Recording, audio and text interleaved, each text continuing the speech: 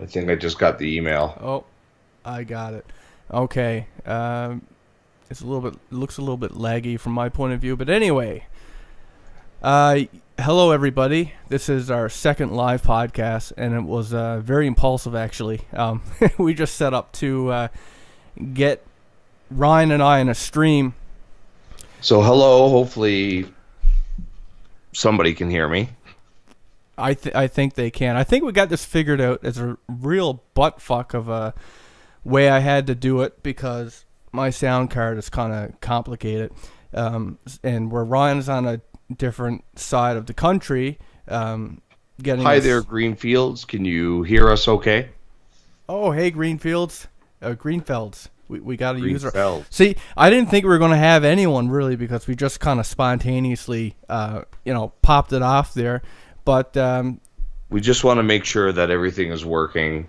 And since we're on live checking that, we figured we might as well do a podcast. perfect, they can hear us both. So we just figured like if anybody, we didn't put out any notice. So worst case scenario, the video will be up tomorrow and people can watch it then. But this is going to be the new way that we do this show. It's going to be live, and not only is it going to be live, but now that we got it figured out how we're going to do it, we're going to make it consistent the same time every week. So for sure, it's going to be on Mondays at 5:30 p.m.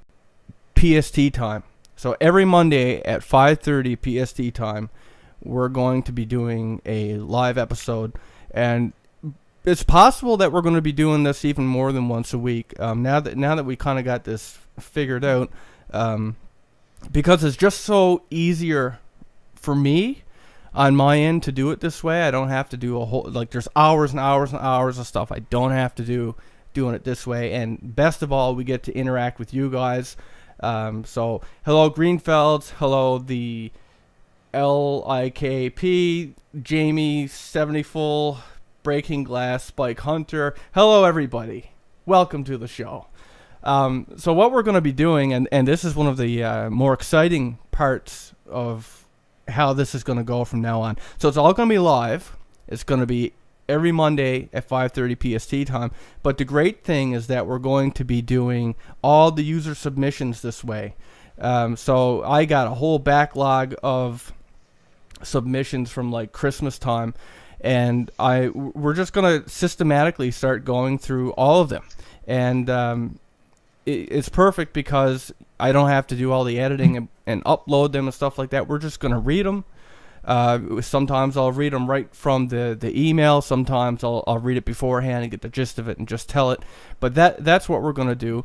And don't worry about the times. Once we figure out exactly what we're doing and how we're doing it, and we make the adjustments as needed, we'll post everything up so everybody knows. And once we get into a routine, then it'll be easy from everybody or for everybody. For sure. I even thought about putting a section on the website actually for the live podcast that will just activate every Monday, and people can just pop on there if they like. But I like that everybody gets an email or a notification that once we do this, so that you're aware. So we're gonna start doing some user submissions. User submissions is really gonna be the focal point now. I mean, we got a lot to catch up on, but we're gonna be coming through them so fast now. We might do 1, 2, or 3 per episode. So if anybody ever had a story they wanted to send in, and I apologize that I haven't gotten the older ones done yet, but we're going to get them done now. We're going to start going through all the ones that were sent in since like last Christmas. And so let's start with, I have a story here. This one's not on the website, by the way. This is what I mean. I have like 70 flagged emails of submissions that I have to get through. None of these are on the website. So this one comes from Shay. Okay, and she submitted this on October 10th. So I'm just kind of picking at random, and I'm gonna start just unflagging them as I cover them. So I haven't read this story yet. This is going to be new to me too. So let's see what the story's all about. It says, "Hi guys, I just recently came by your podcast and it's really enjoyable. I have been interested in the paranormal and cryptid side of things for pretty much all of my life, having had a lot of things happen to me, particularly between the age of 10 to maybe 21. Stuff has happened since, but not to the extent of that period. This story does not involve me exactly, but had always kind of blown my mind. I find it weird to think about, even with the amount of shit I kind of dealt with myself. So, from the age of about 4 or 5 till around 11, I spent most of my time at one of my cousin's house. I practically lived there. I'd go to school from there, spend my weekends there. We were inseparable.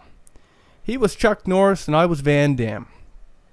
So this was around 1990, and from then onwards, all they ever had on the TV were horror movies. Hey, it sounds like my house. It was pretty crazy. During the day, Nightmare on Elm Street, #1 in particular, would be playing. Child's Play, which I was damn terrified of. Critters, Puppet Master. So, the staples of horror, along with every other horror that they could get their hands on. Even The Exorcist. Strangely enough, that didn't bother her.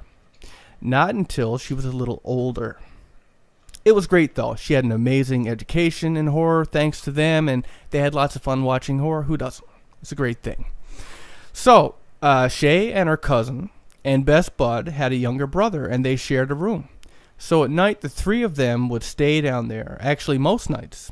And the two lads and their older sisters, who were not that much older, there were maybe 2 or 3 years between the kids, I guess, and, that helped make them a close-knit family.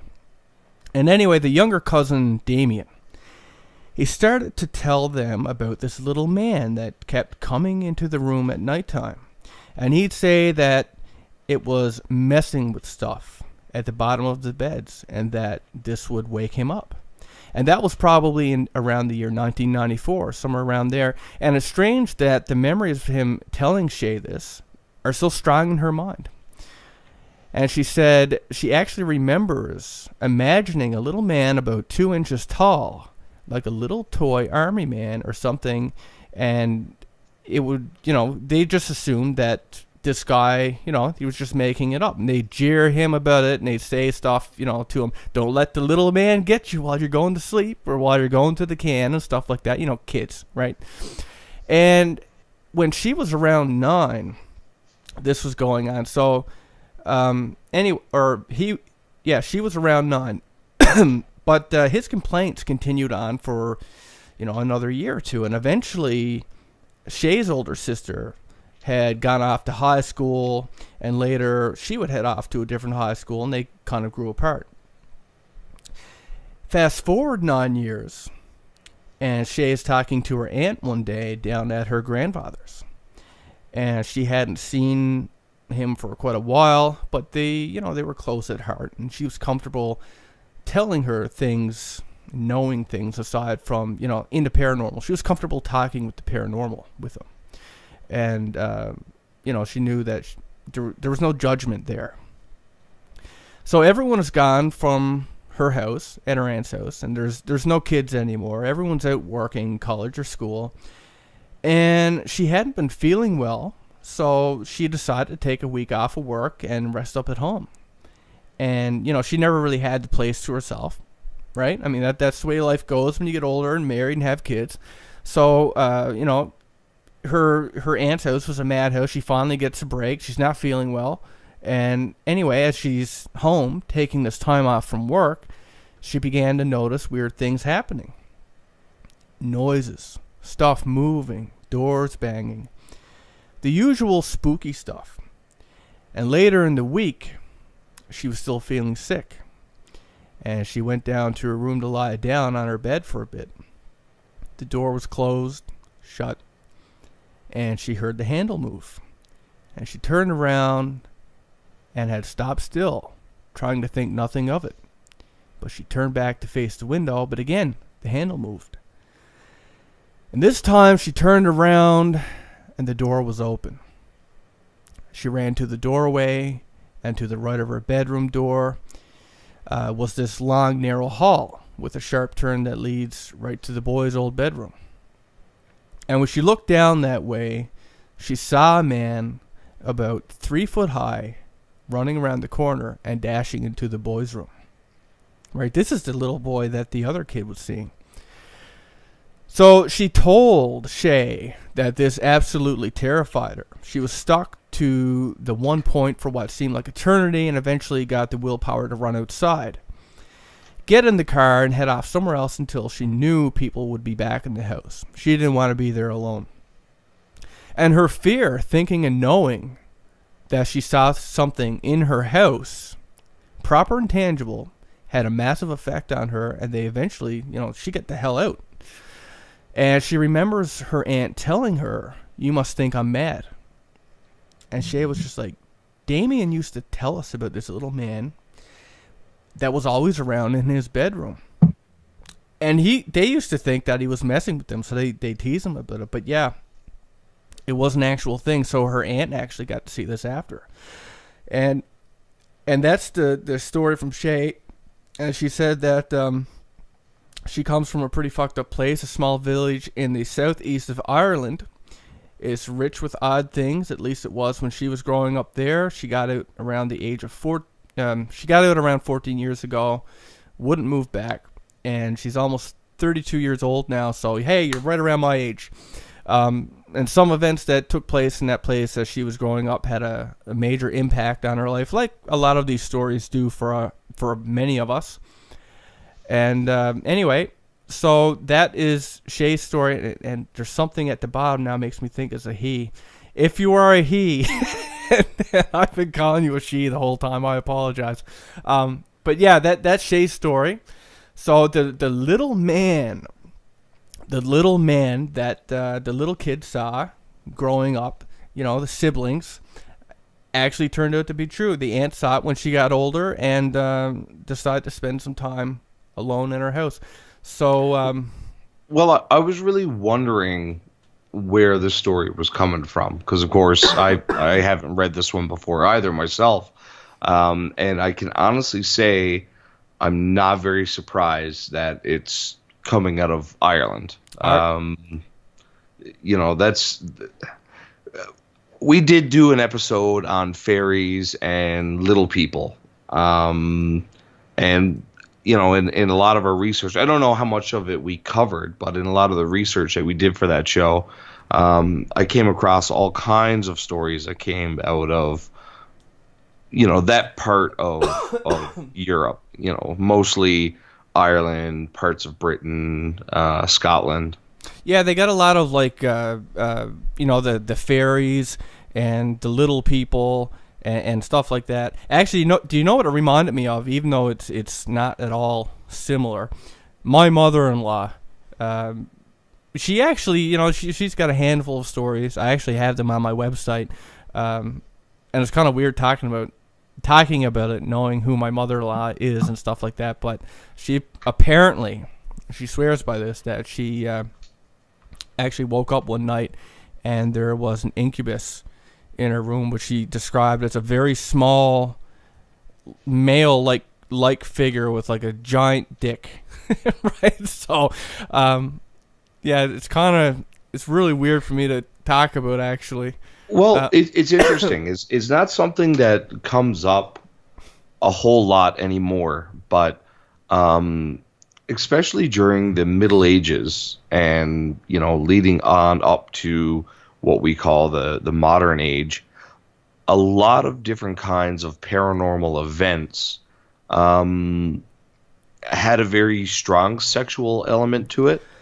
There was a lot of talk of succubi and incubi, sex demons of the male and female variety, even down to certain myths about Bigfoot.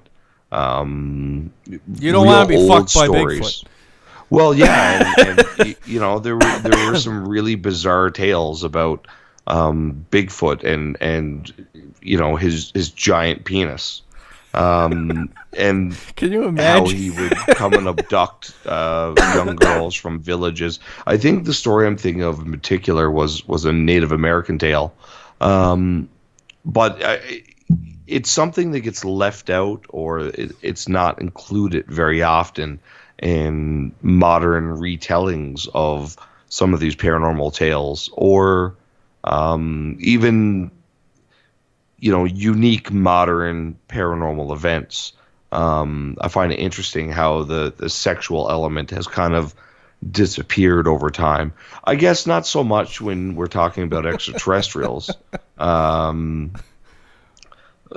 There definitely is a sexual element connected there. Oh, for sure. But like, can you imagine if we had a guest is like, we have this guest named Henry, and he was raped by Bigfoot.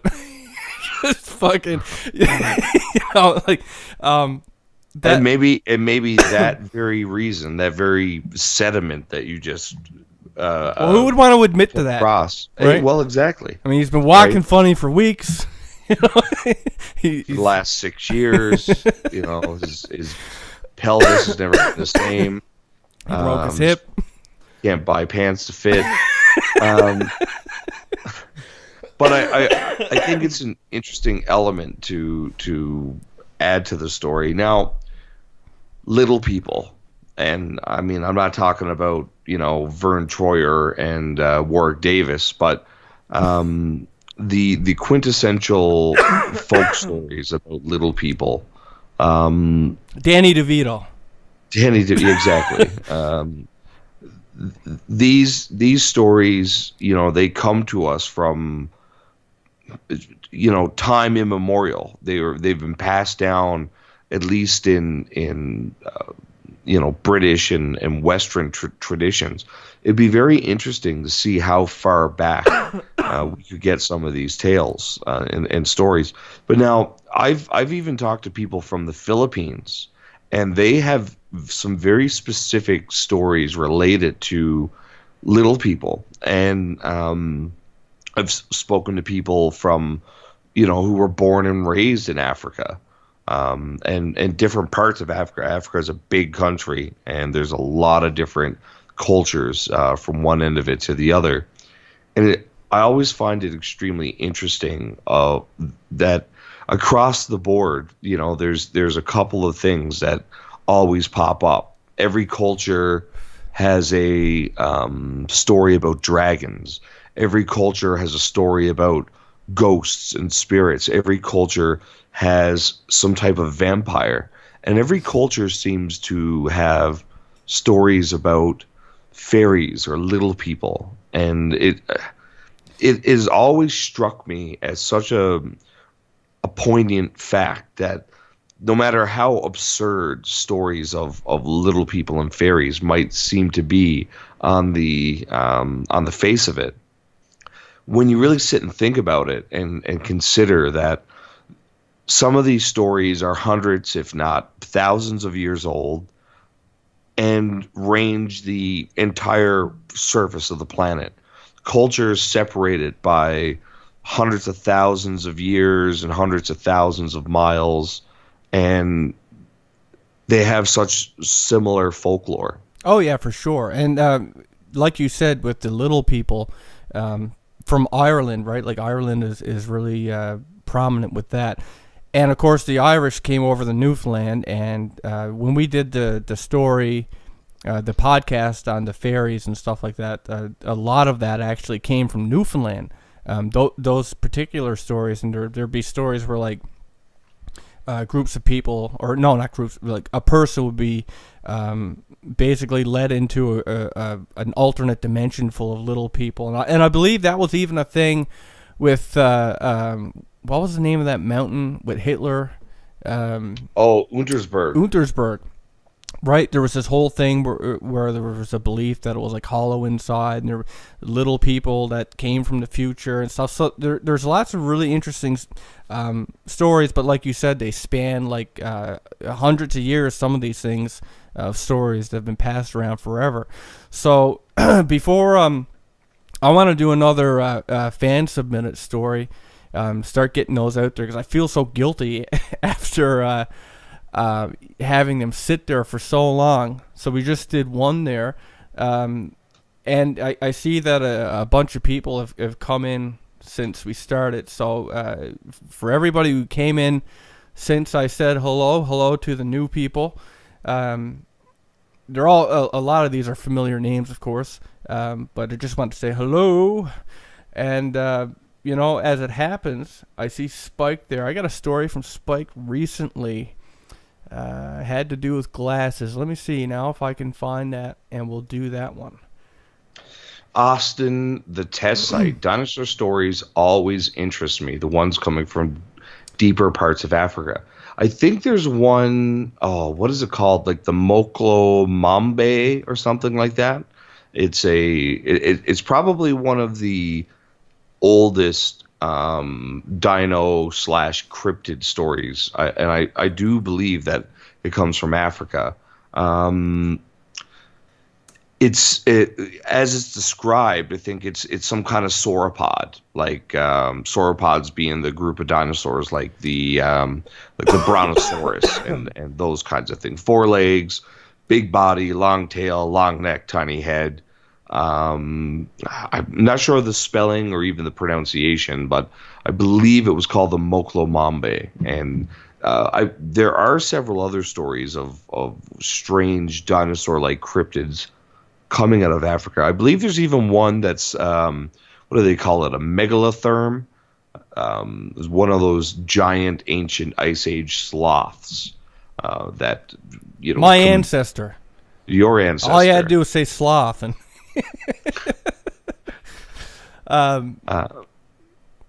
I just ruined your train of thought, didn't I? No, not at all. I just thought that you had something to say because you said Oh, no, that was just... I don't even remember saying it. That's the kind of day I had. There you go. So, what I want to do, because Spike is here, so I think it'd be cool if we covered... Because this is a story that he sent in. Really, what do you think, Spike? Should we cover one of your stories there, bud? I think we should. I actually got a couple from Spike. From Spike to get through.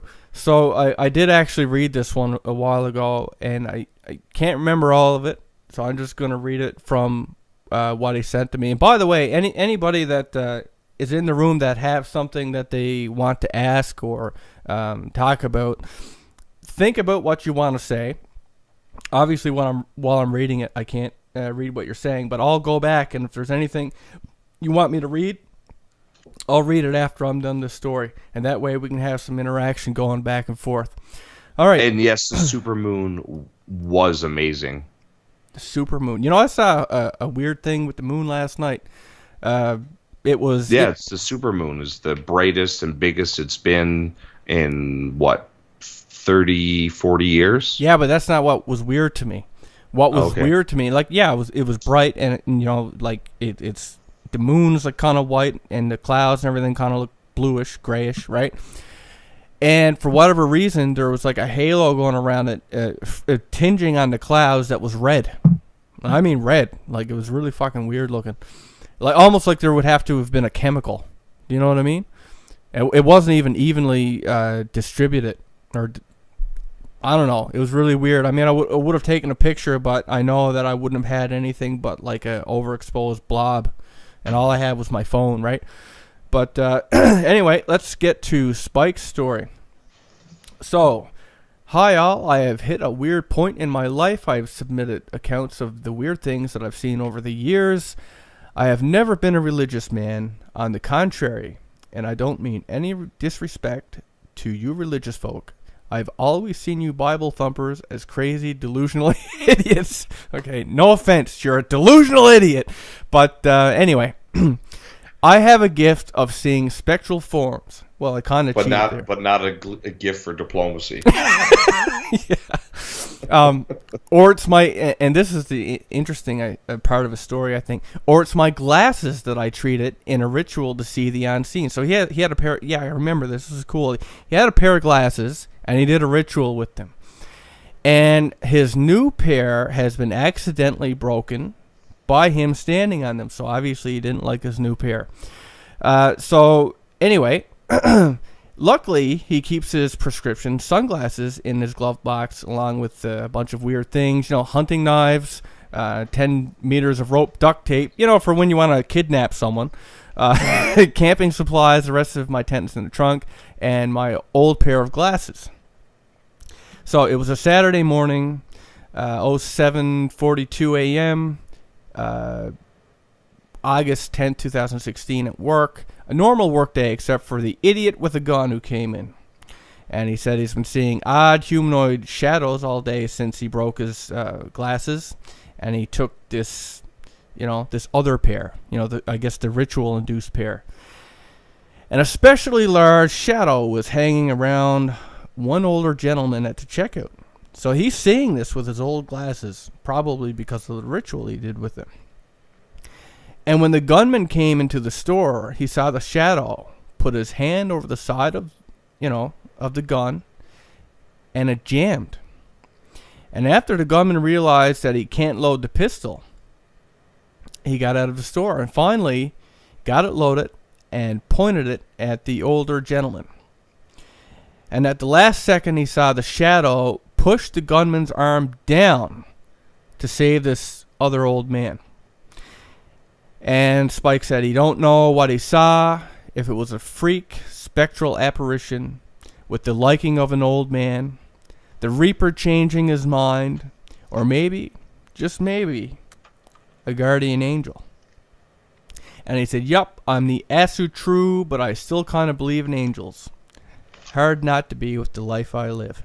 So, interesting part of Spike's story here is, it's really cool. That would actually even make cool for an episode or something, but he has a pair of sunglasses, does a ritual with it, ends up in a predicament where he has to wear said sunglasses, and ends up seeing basically a shadow looming around an old man that stops him from shooting another old man. I guess something you couldn't see without the special glasses. So very cool. And on the topic of shadow people, since I see Ryan saying that he saw shadow people all of his life, that is an interesting topic. I've actually seen shadow men as well, quite a few times. I think the majority of the shadow people I've seen was in your old house. Oh, yeah. Yeah, I remember you and your wife freaking me out with that, especially your wife. And I won't say her name because I know. But every time she come over, it's like, oh, hey, guys. Nice to see you. And I'm like, oh my God, a dark shadow just went through your head. What? My head? Oh yeah, man, just right fucking. You guys had me paranoid all the time, but there was something to that house, hey? There certainly was, and I will say that, I'll reiterate. I just wrote it in chat, but my whole life, I even remember, my old friend that I went to elementary school with. I used to go out to his house, and all the time I would see shadow figures. And I'd never see them in my own house, but always I would see shadow figures in his house. And he would see them too. And I remember one time we were driving to a relative of mine's place. My mother was driving. We were kids. And he seen this huge shadow fly right at the car, right at the windshield, to the point where he kind of shrieked and covered his face and threw his arms up as if to protect himself, and was, completely aghast that nobody else in the vehicle had seen it, that this huge dark shape had swooped at our vehicle and came right at the windshield, and he was really shaken by it. And I remember, we were really young when it happened, and I asked him over and over and over to describe it, and he tried his best to describe it one or two times, and then just refused to continue because it was just too freaky for him. And the idea with Hunter's story here, that there are these beings that are around us all the time. we don't know who they are. We don't know what they are. But so many people report seeing them. Some report amorphous black blobs, or just areas of darkness in the vague shape of a man. But so many people all the way around the world report these shadow beings. And the idea that I don't think I've ever personally heard a story of somebody seeing a shadow person or a being who appeared as a shadow actually interacting with the physical world. But I got to say, it's kind of it kind of makes you feel good, the idea that there are unseen forces kind of looking out for your best interest. For sure. And some, there was something that was said here. What I'm starting to do is just take people's comments and throw them into a notepad here, so I don't lose them as stuff moves down. But Breaking Glass 50 said, "I only see shadow people around certain people," and it's kind of something I want to talk to you, the audience, about, and just get your feel for this. I wonder the same thing, actually, because everybody who comes into contact with a shadow person, they generally say it's this really negative experience. The vibe is really negative. And I guess for me, I've seen shadow people as well, but I find that certain people, like it's not that I saw necessarily shadow people around these particular people, but I guess what I'm trying to say is certain people, like when you're in a certain mood, you're a certain way, and usually negative, maybe you're mad, maybe you've had a bad day, maybe whatever. And more of this kind of thing starts to happen to you. Like referencing back when I lived in that specific house, Ryan, as well as I do, I was on the bottom up there. Like I was in a bad way. And it seemed then that a lot of our paranormal activity happened, right? And I wonder if being in such a focused negative way was maybe a conduit to that kind of activity. There's people I met that give off a I tend to draw pretty strange and different people to me. Some of them just nuts. Ryan can attest to that. Sure. And like a lot of these people, man, they have this vibe about them, and usually stuff happens. Like if it's not flat out paranormal, it's something dramatic that where the police or ambulances are involved, or near suicides, near what I mean, like just overdoses. I wonder how energy happens like that. And it's just like when I get in a certain mood, like when because people pass off. Like when you have interactions with people, sometimes interactions are bad, right?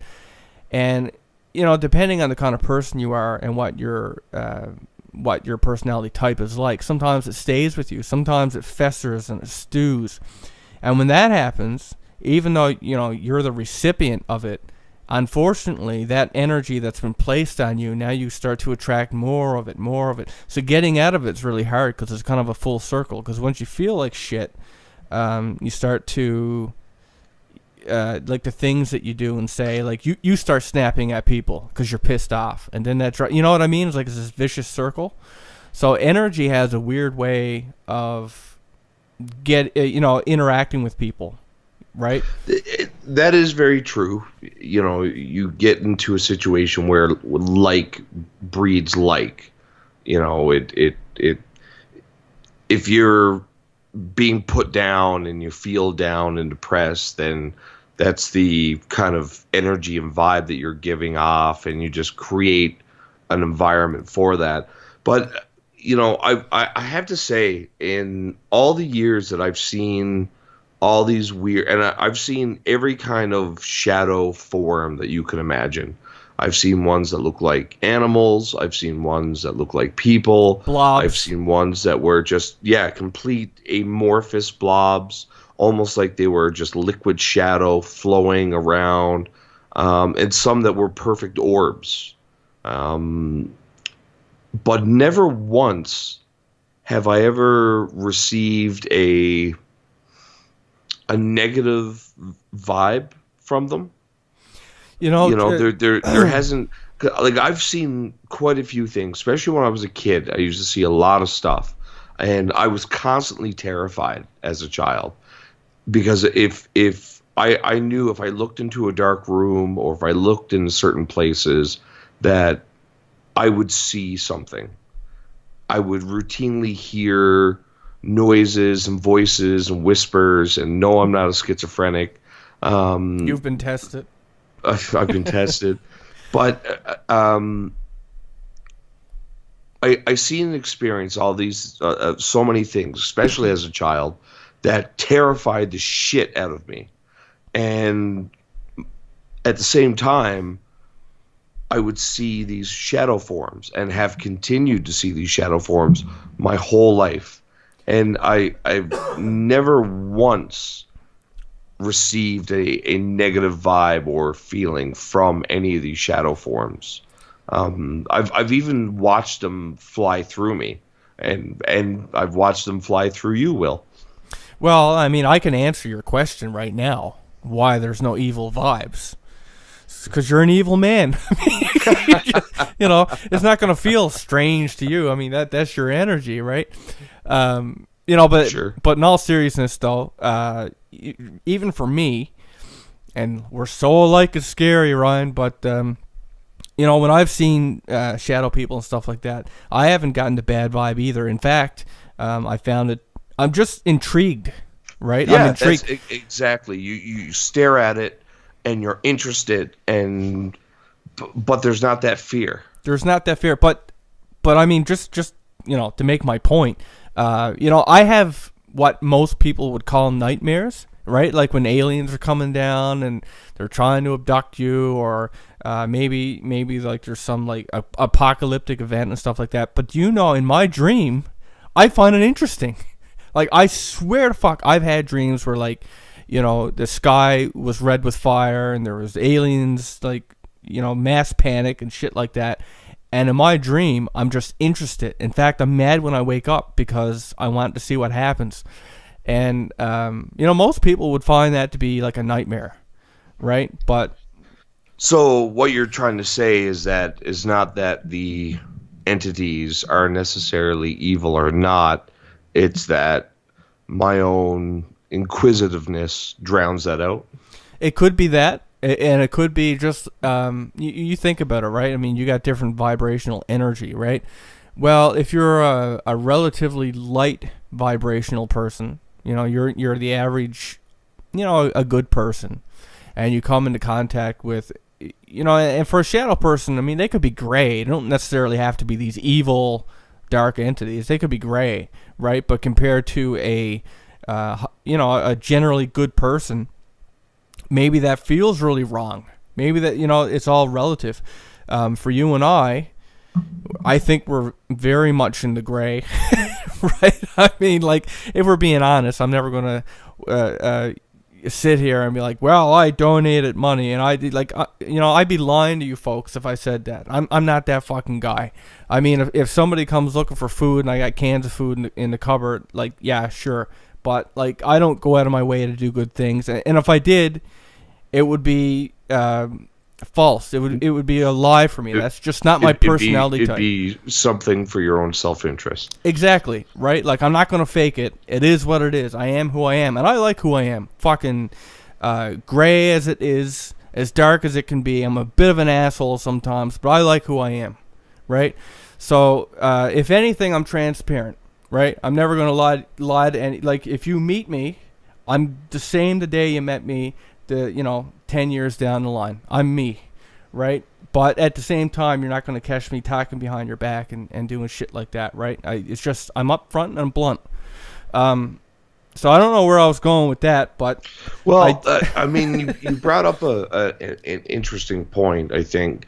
when we're talking about these strange entities, spirits, ghosts, demons, whatever you want to call these things, especially the shadow people, is our perception of them predicated on our own individual nature?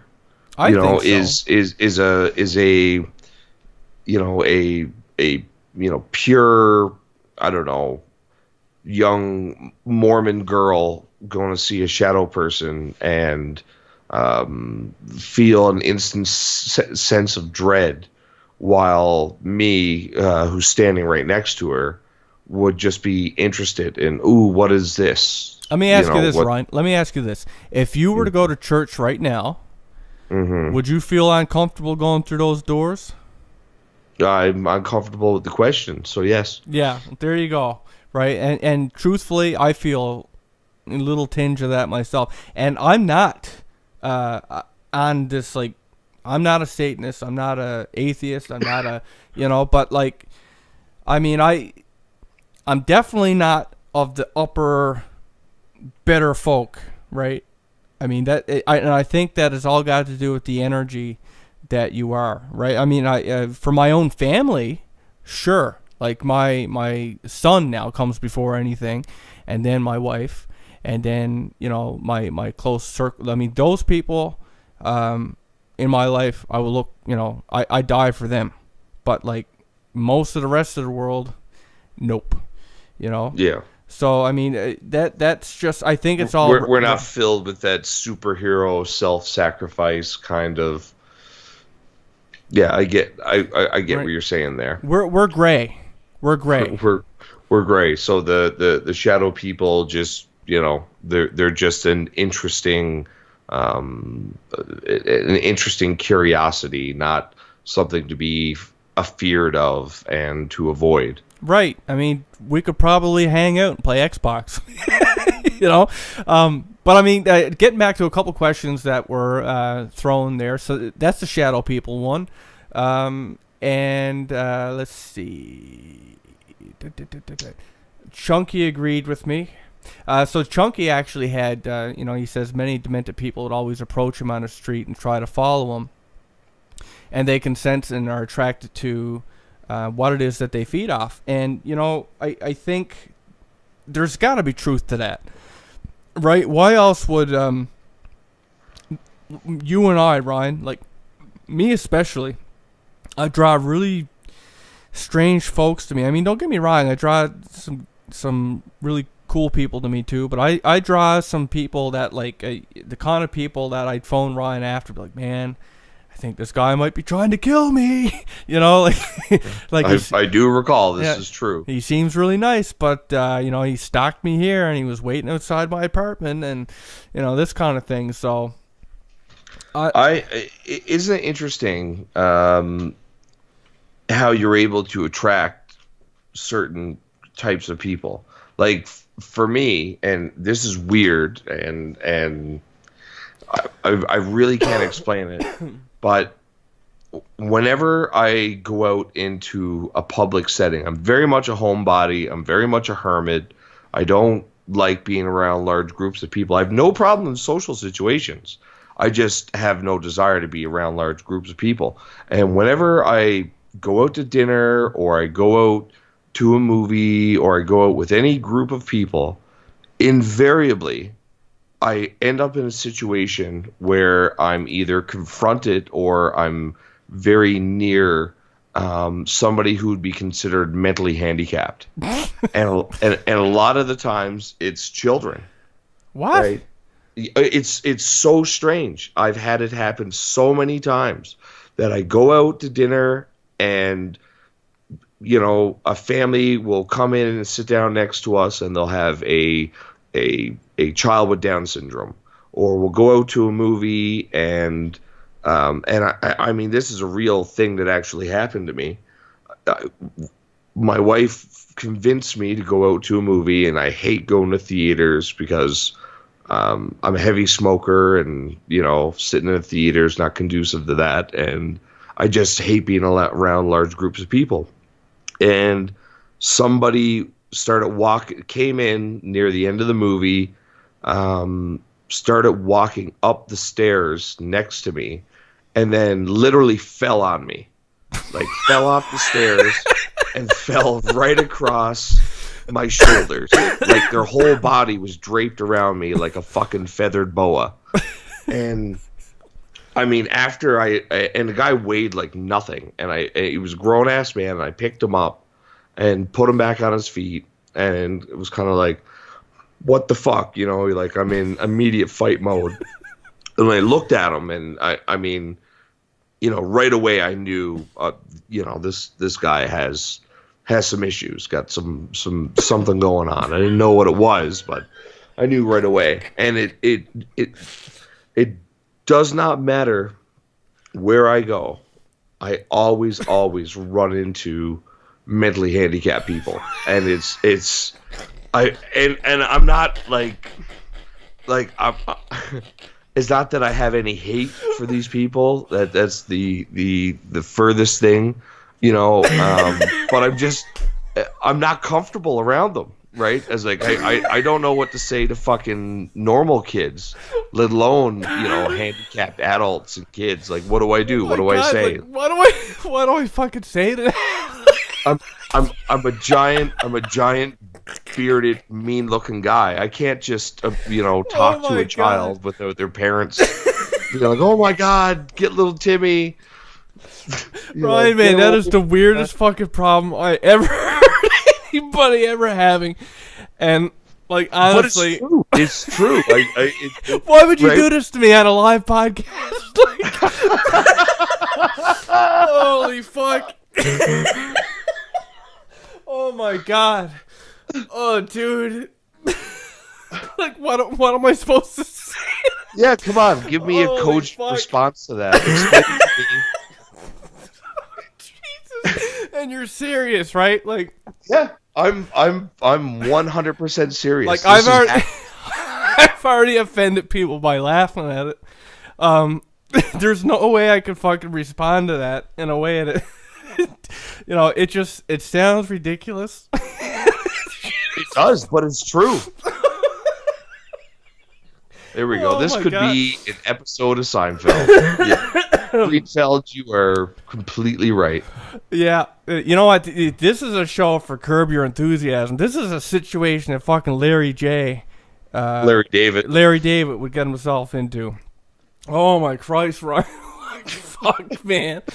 But, you know, here we're talking about people who... I said I draw fucking, like, weird people with paranormal shit.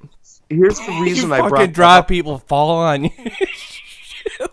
That literally happened. I think we were watching, what was it, fucking a movie I really wanted to watch.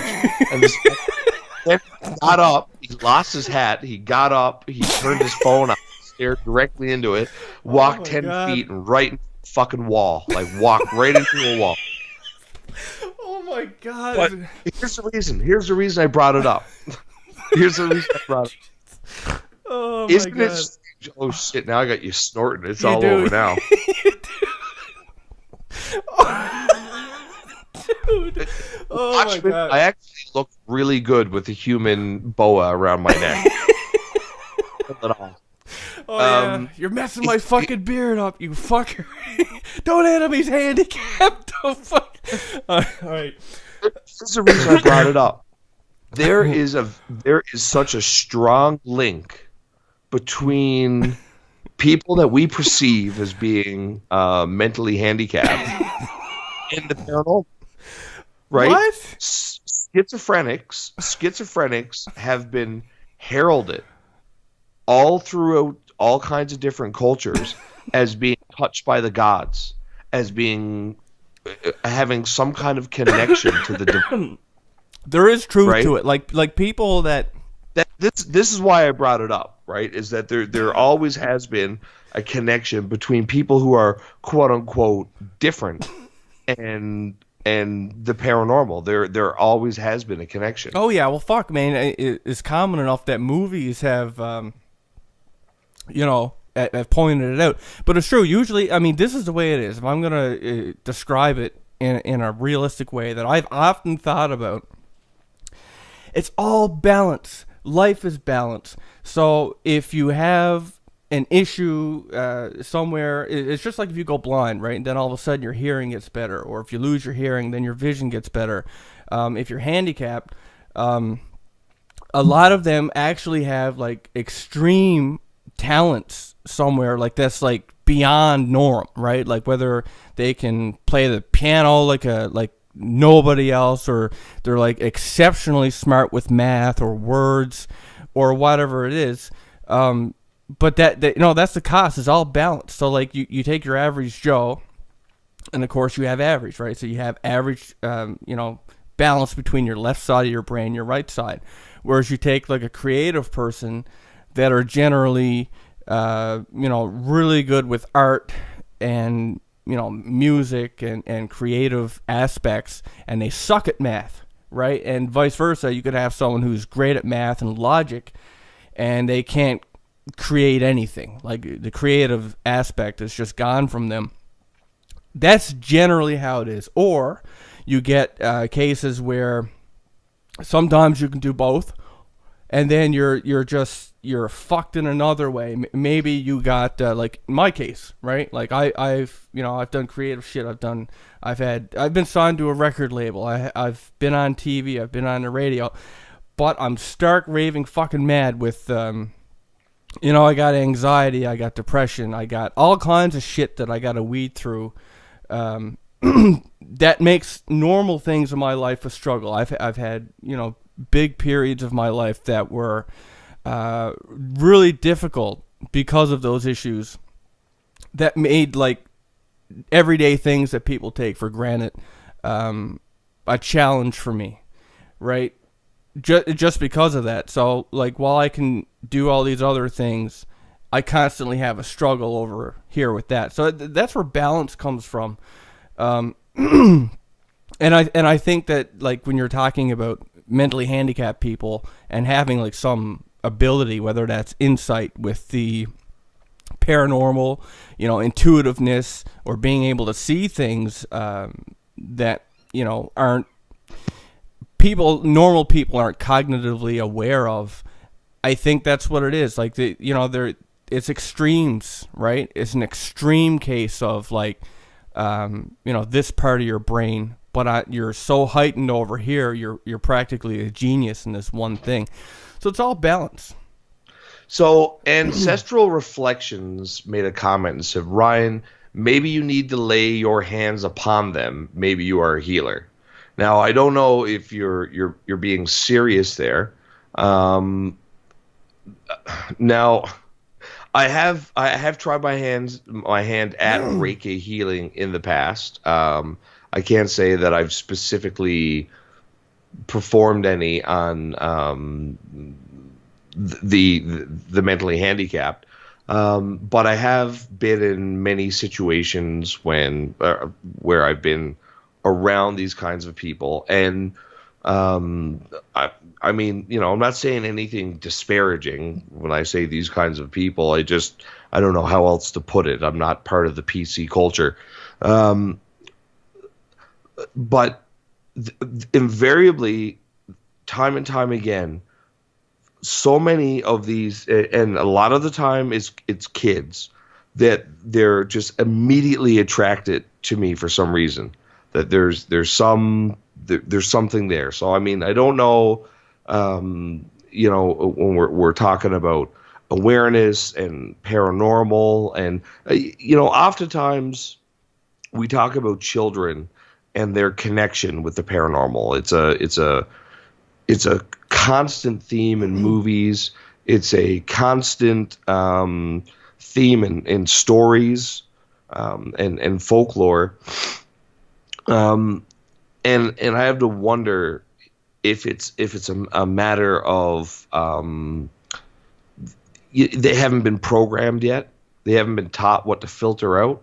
And perhaps with some of these people that we consider, quote unquote, mentally handicapped, that the same thing isn't still happening with them. You have a good point there, Ryan. There's some level of innocence that hasn't been corrupted yet. I wondered that same thing. I mean, even with my son right now, And he's like super smart, man. Like he's already, he's communicating with me in different ways. Like, he can, if you do like stuff with your hand, like he'll try and mimic it and he'll cough at you and stuff like that to get your attention. He's only 3 months old, right? But he knows how to get you over and do stuff that he wants you to do and stuff like that.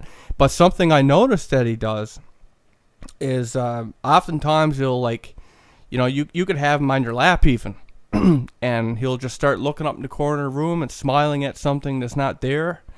And, in the same way that my cat would, but is even more noticeable because he's able to smile and follow it in a way that, is not as subtle as a cat, if you get what I'm saying. Yeah. And so I wondered that same thing, if it's possible that he can pick up on something as a child. I mean, we've all heard that before. We've covered this before. But now that I have my own little boy, I wonder if, that if there's something that he's going to see or hear that, maybe I'll notice. Maybe I'll, you know what I mean? Like maybe he can be a little bit of a divining rod for me, in that sense. And who knows? I know that he loves TV already. You put the TV on, man, he ignores me and my wife. So maybe TV will kind of ruin it a little bit, but I think there's something. Guaranteed. I think there's something to be said for that, though. I do think that perhaps you're right. That in people who are touched, there's this filter that doesn't get there. I mean, let's face it. Once we get, we start school and stuff like that, they start the schools, the society, they start drilling the shit into you about the indoctrination begins. The indoctrination, yeah, and they start basically programming you for society. And for those of us who don't, integrate that well, right? It's because, you think about it. I mean, is this really the way life was meant to be? That, we were meant to come here and work in this system, pay the government. You pay with time, right? Because that's what it comes down to, is like, here's what your time is worth. So in order to eat and live and whatever, you have to, if you want to fit in society, you're going to dedicate like half your life to doing shit you don't want to do, to pay for the things you need. I mean, if you wanted to go off and live in the woods, you can't, because it's fucking government or something like that. You'd be a squatter. You're a squatter, right? I mean, there's no way out, right? You're absolutely fucking trapped.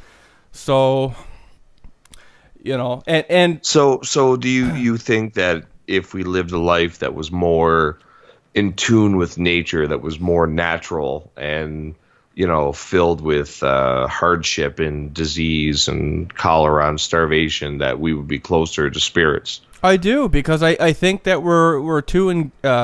Like, I mean, you think about it. What's the worry that almost everybody has? It's like it jumps to the top of everybody's list, right? It's fucking money. It's fucking money. How many couples have divorced over money? It's just fucking money.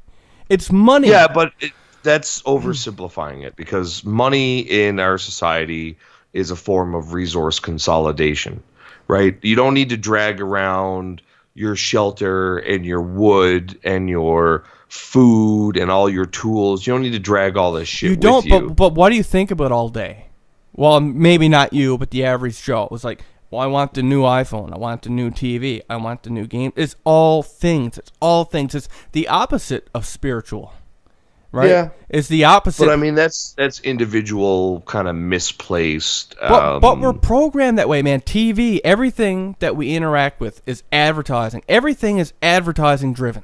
Everything, man, from your newspapers to your radio to your TV to your internet. It's all fucking advertising to buy stuff, to buy things. It takes your mind off all the things that are important, right? I mean, how many people today are glued to their phone? I mean, God knows I'm stuck to my phone. I mean, I say this, I know it's true, but even I'm fucked with it. Like you go out to dinner, you're on your phone. You got a small lull at work, you're on your phone. You're in the living room with your spouse. The TV's on, but you're both on your phone. So your thought is that the modern digital society that we live in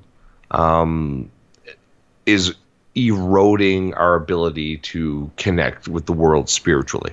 I think that we're not only just spiritually, but it's funny. Like the internet brought everybody together, but in an odd way, we're kind of apart, right? Because everybody is so focused on your individual thing, like your phone, for example, right? I mean, my wife do this. I mean, we had to make a rule to put our phones down. Like we look ridiculous. We go out to dinner. She's on her phone. I'm on my phone.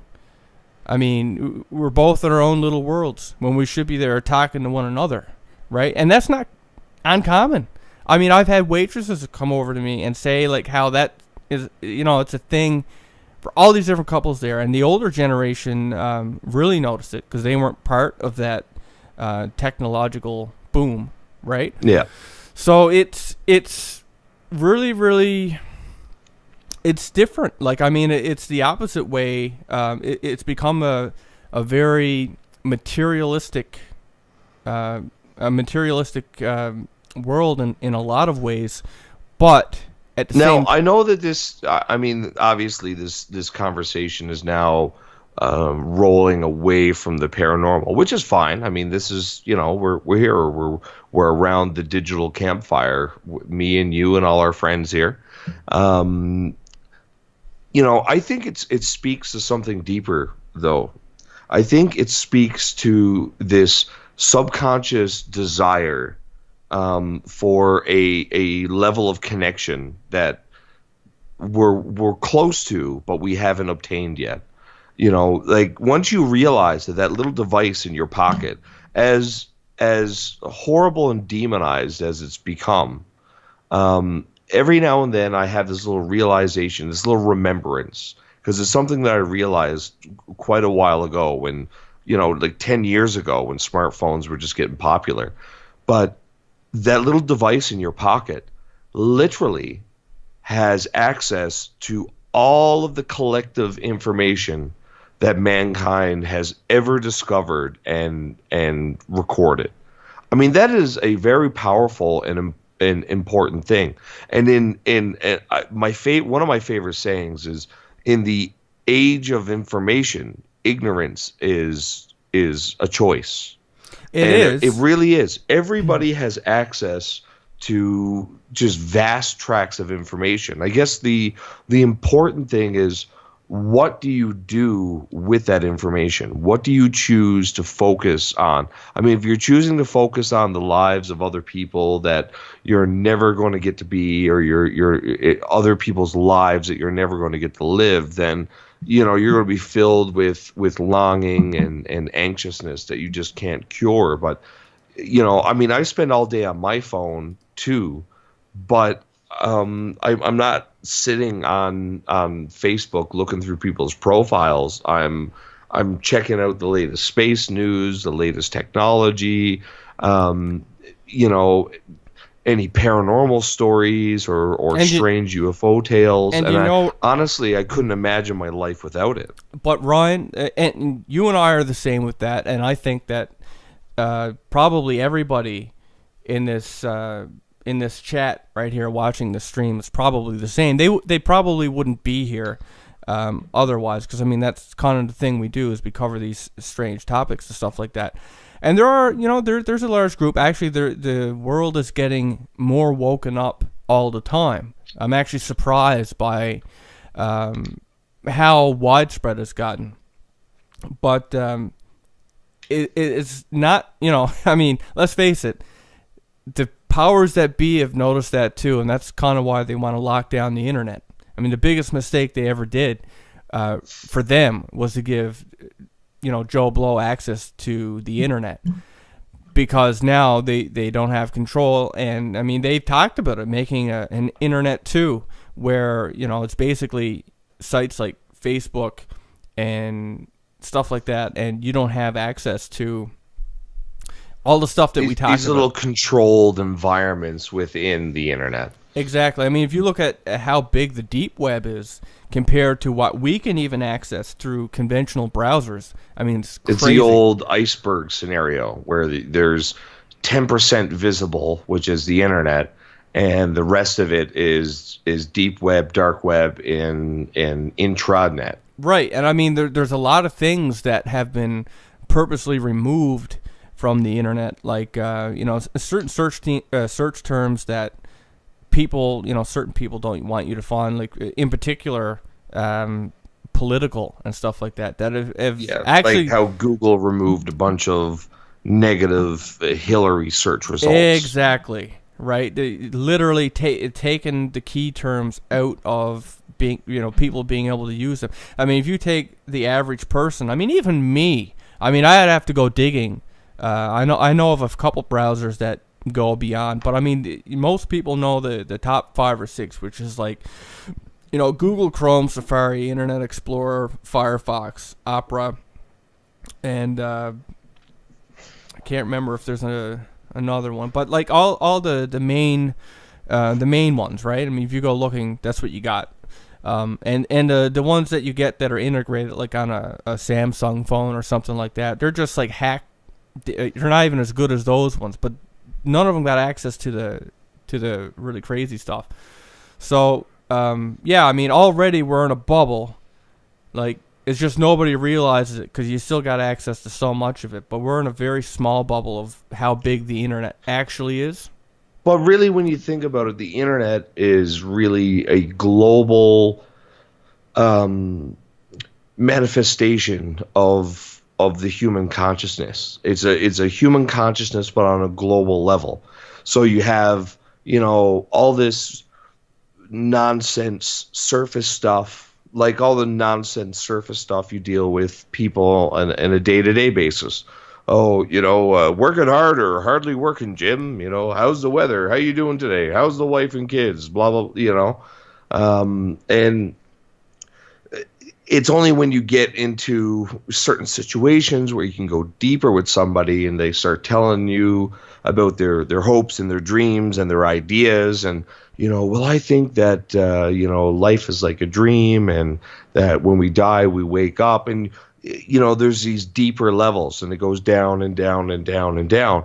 And in day-to-day life, getting to those deeper levels with people, that I mean, people that you're friendly with or you're friends with, but you just don't typically have those kinds of conversations, is kind of like using a Tor browser, right? You have to be in this very special circumstance, this very special situation where the two of you can really get into this very deep conversation about the greater meanings of things, or the deeper, darker meanings of things. And how interesting that parallels so closely with how the internet operates. That on the surface it's all sunshine and lollipops and social media and advertising and just bubblegum shit. And once you get deeper, well, that's where you get all the hopes and the fears and the dreams and the the filthy dark desires and the really deep dark questions. And it's so much like the deep web. I'm seeing a question here about what about AI, and now is this a stream of consciousness that we want to continue here, Will? Because I mean, I'm a big proponent for AI. What I'm about a big AI? I have mixed feelings on AI.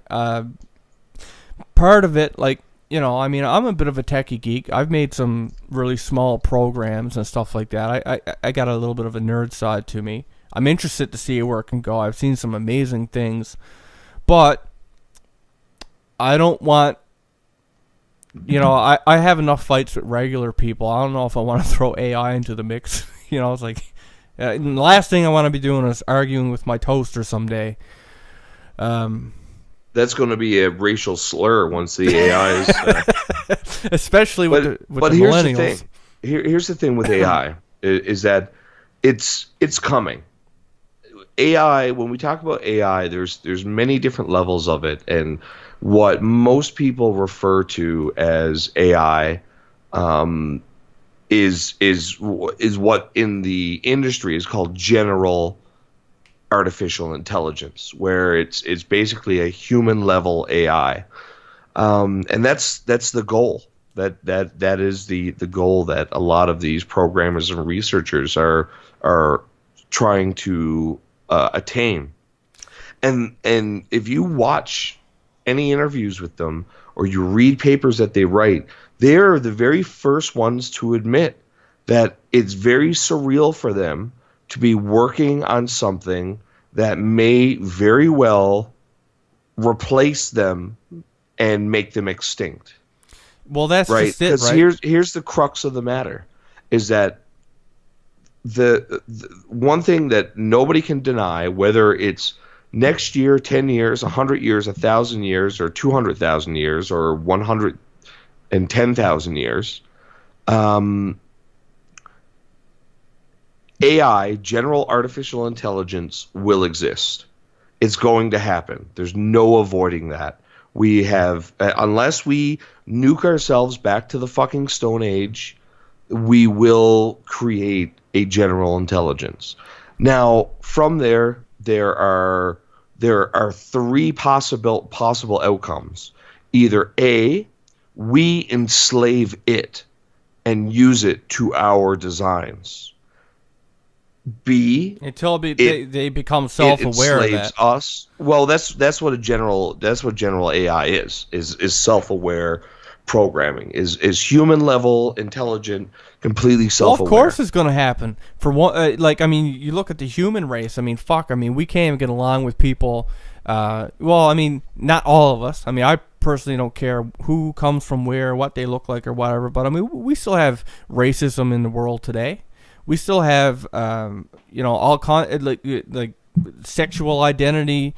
Nobody can just live and let live. I mean, we got all these problems all the time.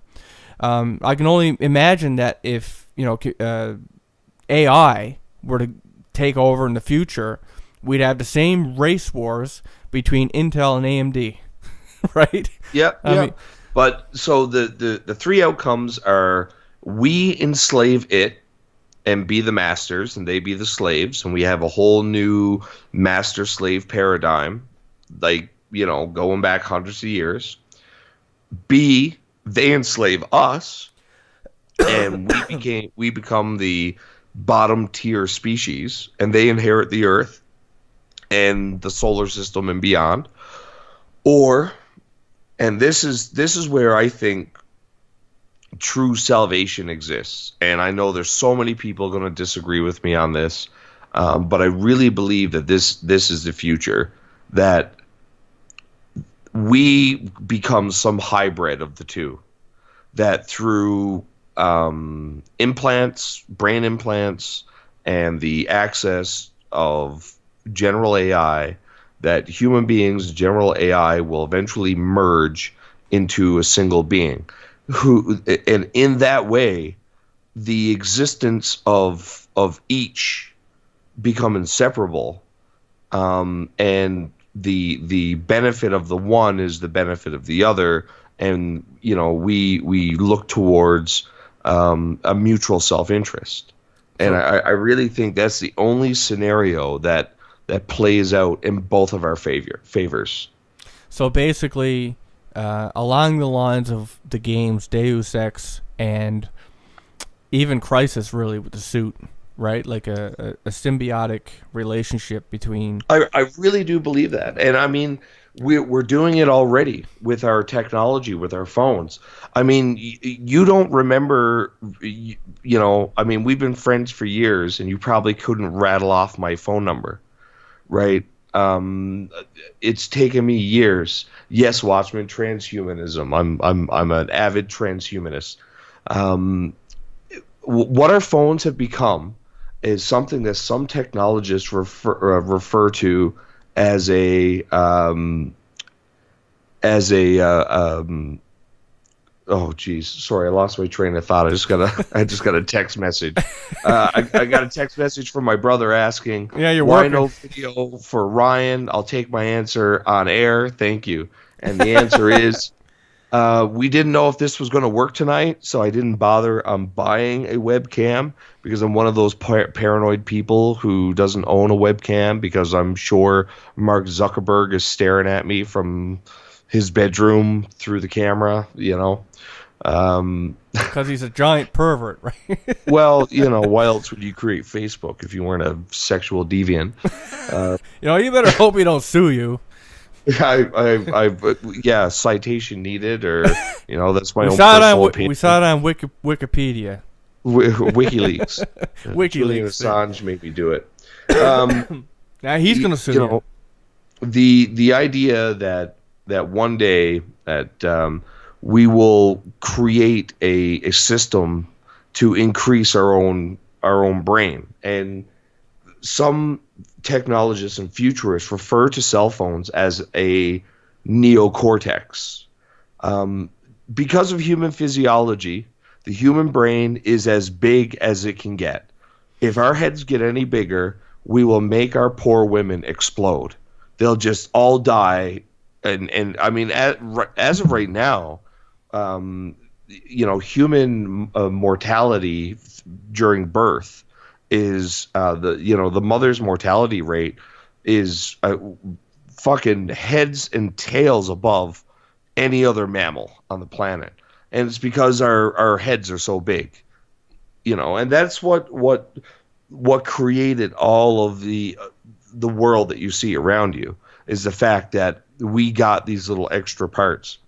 The cerebral cortex, that thin layer of neurons that makes humans, that makes us have the ability for you and I to have a conversation over thousands of miles and have almost 50 people sitting in on the conversation and enjoying it with us. That the ability to do that is predicated on this thin layer of neurons is literally as thin as a sheet of paper, and that's what they call your cerebral cortex. And it's just this thin sheet of higher neurons that are wrapped around the rest of your animal brain, and somehow it pulls everything together in such a high level that we were able to have this thing that we call modern civilization. It's taken us hundreds of thousands of years to take advantage of the of this higher processes, and it's taken this race between women's pelvises and our craniums, this kind of fucking arms race that produce us. But now we're at a point where it's maxed out. And our next step, the next thing that we did, was create technology, digital technology. And now we have these little handheld neocortexes that hold all of the images, all of the sounds, all of the notes, all of the alarms, all the schedules, can do all the math, can access all the information, all the things that you wish that you could do just with your brain by itself. Oh man, I wish I could just recall photographically everything I read last night. No, I can. It's in your pocket, and at some day we will be able to install this same better level technology as a chip in your brain.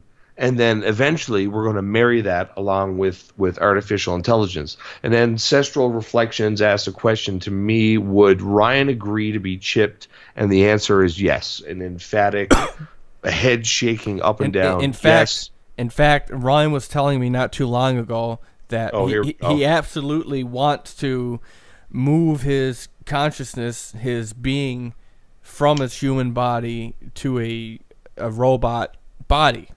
I mean, that's your goal in the next. If I could do it, if I could do that, if I could migrate my consciousness out of this fragile, fleshy, blood and goo frame into a very nice, neat, organized, inorganic system that was resistant to changes in air pressure and temperature and abrasions. Oh, I love that, a Ryborg. If I could do that, I would do it. I sign me up, ghost in the shell me. Ghost in the Shell. So now that we've, we're nearing in on an hour and a half, and I got to get up for work in the morning. I do have a very self-serving question for our audience. Are anyone in our audience gamers? Come on. Yes or no will be fine. I got a question that I'm very divided on. And Ryan's, we're working with a very small sample size here this evening. Ryan's been no help to me. I want to see if there's anyone else here that can help me with my question. All right, we got Omar that plays games. We got Yo Mama's Boss plays games. AM plays games. Come on, people. Now, we're not talking about Candy Crush. No, we're not. We're talking about like actual games. Real games. Way to ostracize your audience, bud. Okay. Well, okay. So let's just get to it. Retired. Got banned last week on the PlayStation Network. Naughty boy. Okay. Well, Anyway, here's our situation. So we got 1, 2, 3, 4, 5, 6, 7, 8, 9. We got a few. We got a 10, few. 11. Well, I'm just trying to get a percentage out of 46. So all right, we're looking at a substantial demographic. So go ahead, ask your question. So Ryan and I we're mainly PC gamers. Okay, like we built monster rigs. We've had consoles too, and I guess the rigs that we have now have gotten a little long in the tooth. I actually had, your i7 with your 16 gigs of RAM, SSD drive, and I had GeForce 970 as an SLI. And it was pretty good for a while. And then I got a 4K TV, and I sold one of those damn cards. And, of course, 4K is really fucking hard to do on one card. And when I bought those cards, they were like 500 Canadian each, which was a lot of money, but so it's like $1,000 for 2 cards. And now the fucking graphics cards are like $1,000. Like for a 1080 in Canada is like $900. Like somehow the $500 threshold jumped up to almost $1,000 because there's no competition from AMD. And I find myself in this situation: do I get a fucking PlayStation Pro and just say I'm sick of this?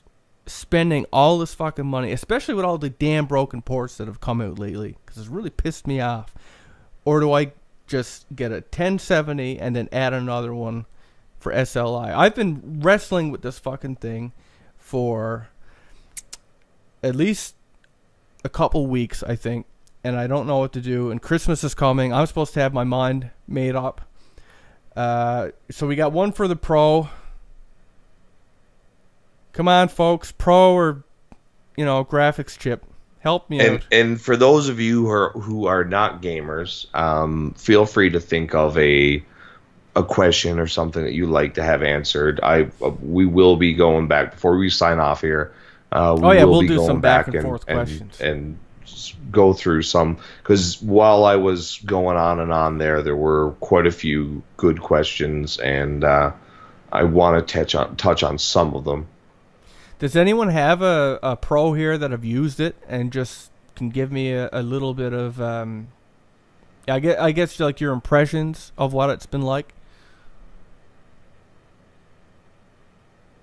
So, we got a couple. Well, actually, everybody's been saying Pro. I gotta say, I'm pretty feeling like doing that. I mean, it's gonna take me. It cost me like 1,200 Canadian to get 1070's SLI.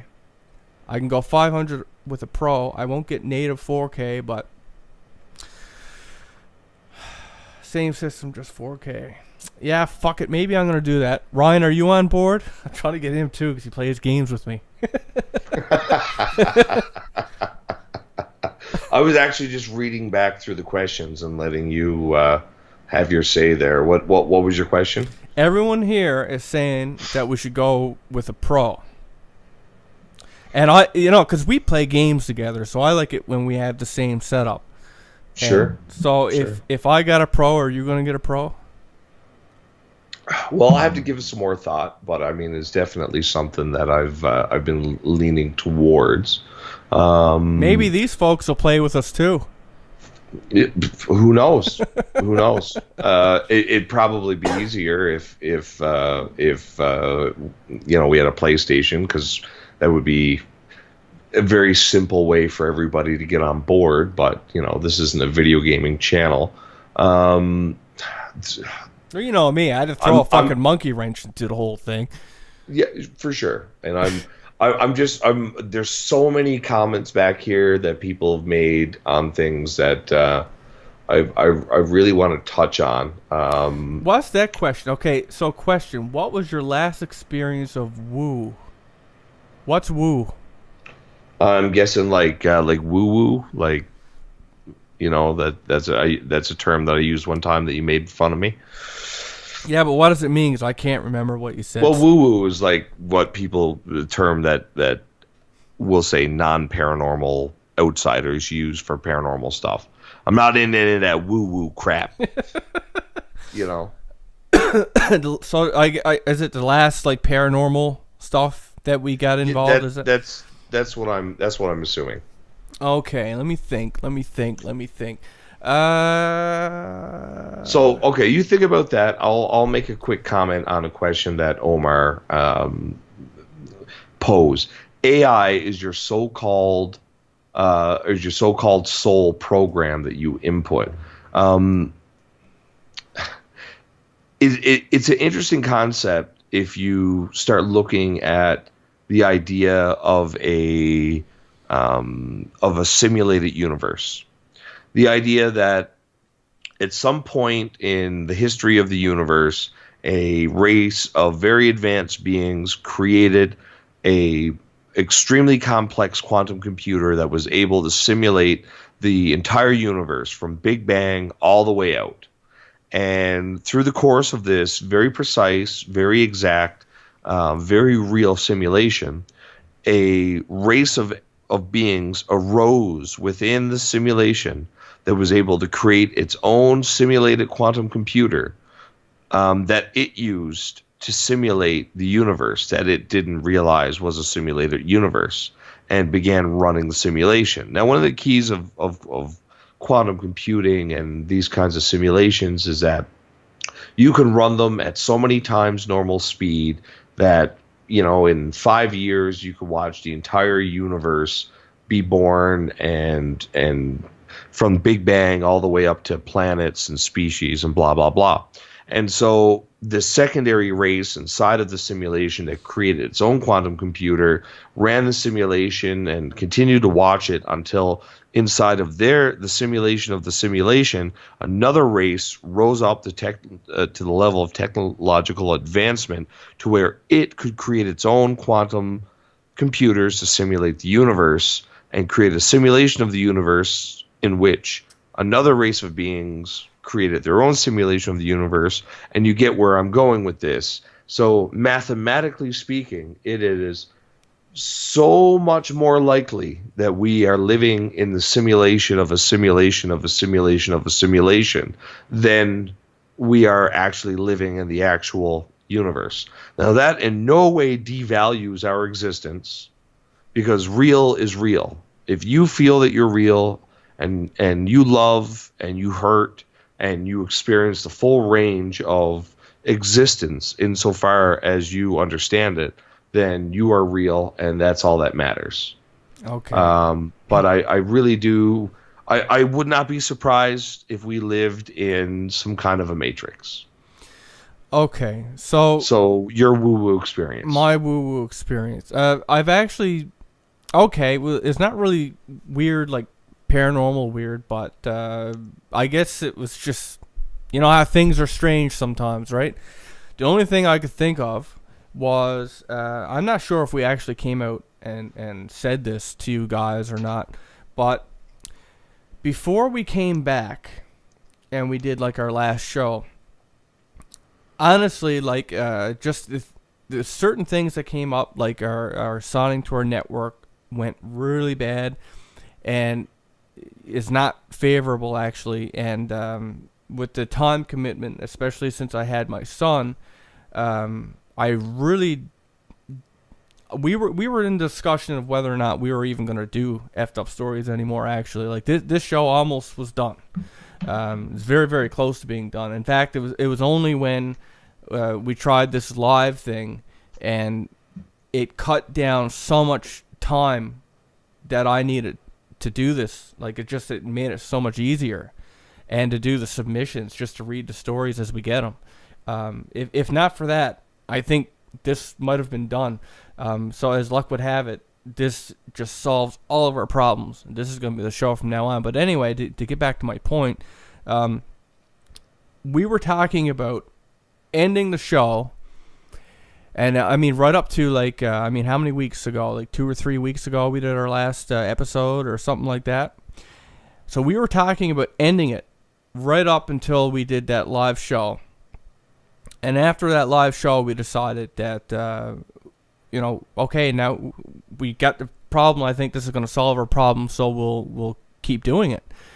And the next day, I got asked to go on a mainstream radio to talk about the show.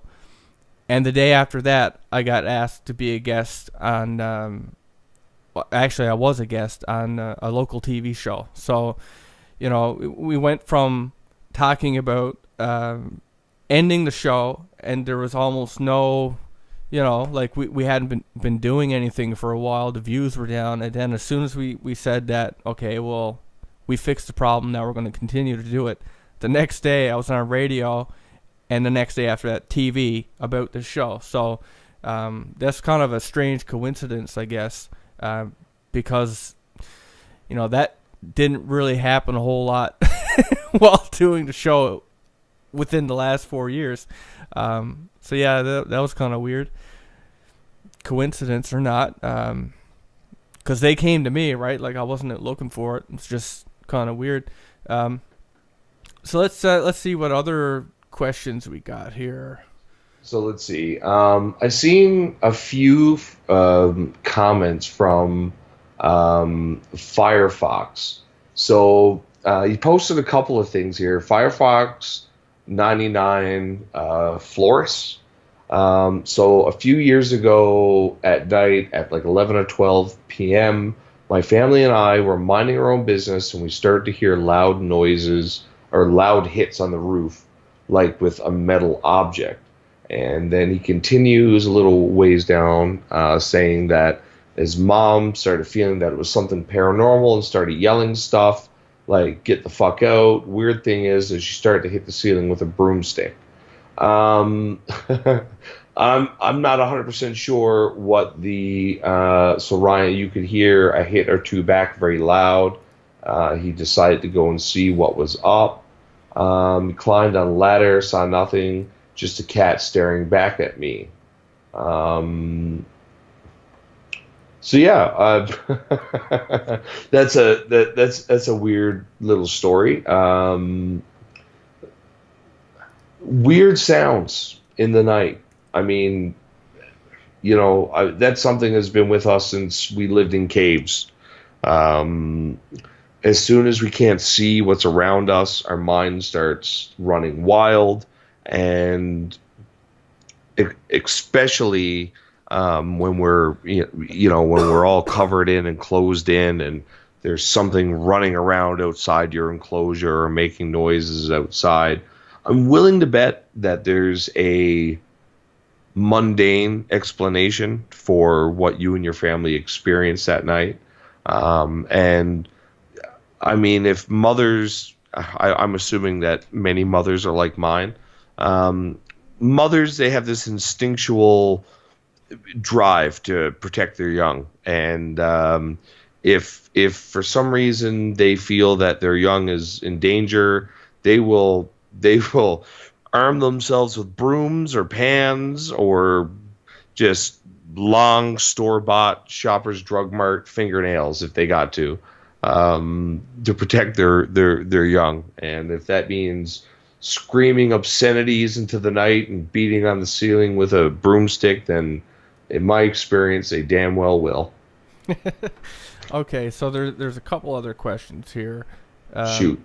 So Greenfelds has a question, and it was: do you guys prefer that when you die there is a heaven and hell, or that it would be like sleeping for all eternity? And I'm gonna say I got mixed thoughts on that.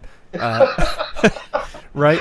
Because well, yeah, it all depends on where you're going. It all depends on where you're going, because if there's a hell, I want to sleep forever and never wake up. If there's a heaven, I want to go there because my version of heaven is heavily perverted and intoxicated. Well, I'll tell you this. One of my favorite subjects actually is near-death experiences, and I think it's because I know it's inevitable. You know, I know it's a bridge I'm going to have to cross, and I'm particularly interested in the negative ones because I keep reading them and thinking like, well, how bad are they? Could I handle that? Like, if I end up there, could I handle that? And not that I think I'm a terrible person, but, you know, I've heard of good people going to bad places and vice versa. And I don't think there's many people that would say that you're necessarily a good person. Yeah, so I'm really in the middle here, right? I'm teetering on the middle of uncertainty. And anyway, I have. Let me just say this: I've read stories that I know are true.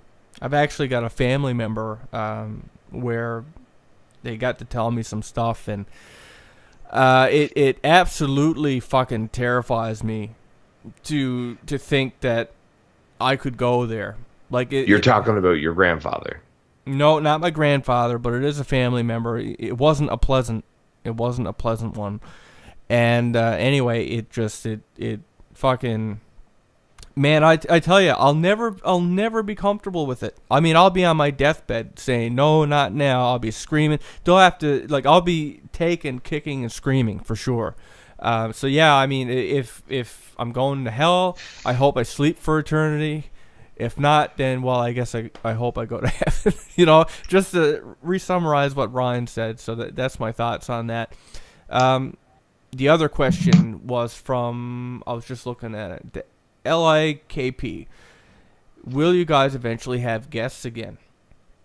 You know, I think we've had good experiences with guests, but we've had a lot of problems with getting our guests here. We've actually wasted a lot of time, just, you know, like people who say they're going to be a guest and then, you know, we get here, they don't show up. I mean, sometimes we've even given them second and third tries, and then that don't happen. I mean, there's been two different guests. And we're talking about professionals and non-professionals alike. Both. In fact, I think we've had more bad experience with professionals than the non-professionals. Well, I don't know about that, but I'll tell you this. I mean, while we're being open and honest here, I mean, I'm transparent, am I not? I fucking say what I think. Everybody knows what I think. We've had two different paranormal show hosts who have come to us and asked us if we'd have them on our show, and then they'd have us on their show. And the whole idea being that it would be it'd be good for both of us. We'd get introduced to their audience, they'd get introduced to ours. So we did that with Brent and Son, and then as soon as we did the show with him, he never got back to us ever about going on a show with him. And then the same thing happened with Kelly Coffey. So that's two different ones that have made that thing with us, and then, you know, so nothing against them, but that's just the facts of the matter in both of those instances. And that's the typical shit that happens to us.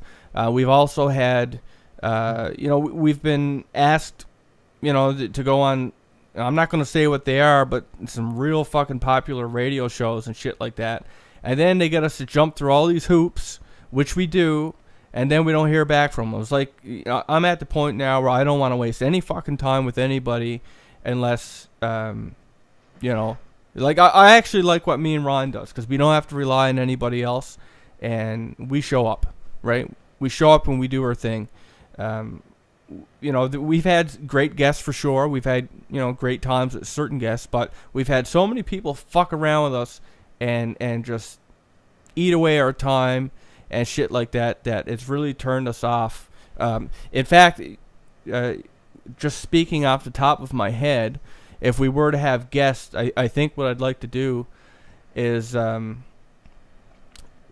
what we would do is probably have a do it live like this, and we could get you, like, if anybody wanted us to call them, and they could have a little piece, like like the call-in shows like Art Bell and stuff, and you could like instant message us or email us your phone number, and we could call you right on the show, right? And you'd be... Yeah, I think that would be cool. I just seen something pop up there. Didn't Samhain take that Desert Witch story away from you? I don't know. I don't follow his thing. Yeah. He never took anything away from us. He may have used that story on his own channel, but that was a submission made to us by a listener, and as far as I know, it's a completely unique story that was sent to us. So if they've gone off and talked to him on their own accord, maybe, I don't know. Will and I don't follow anybody else's channels in that way. Now, you got something to add to that?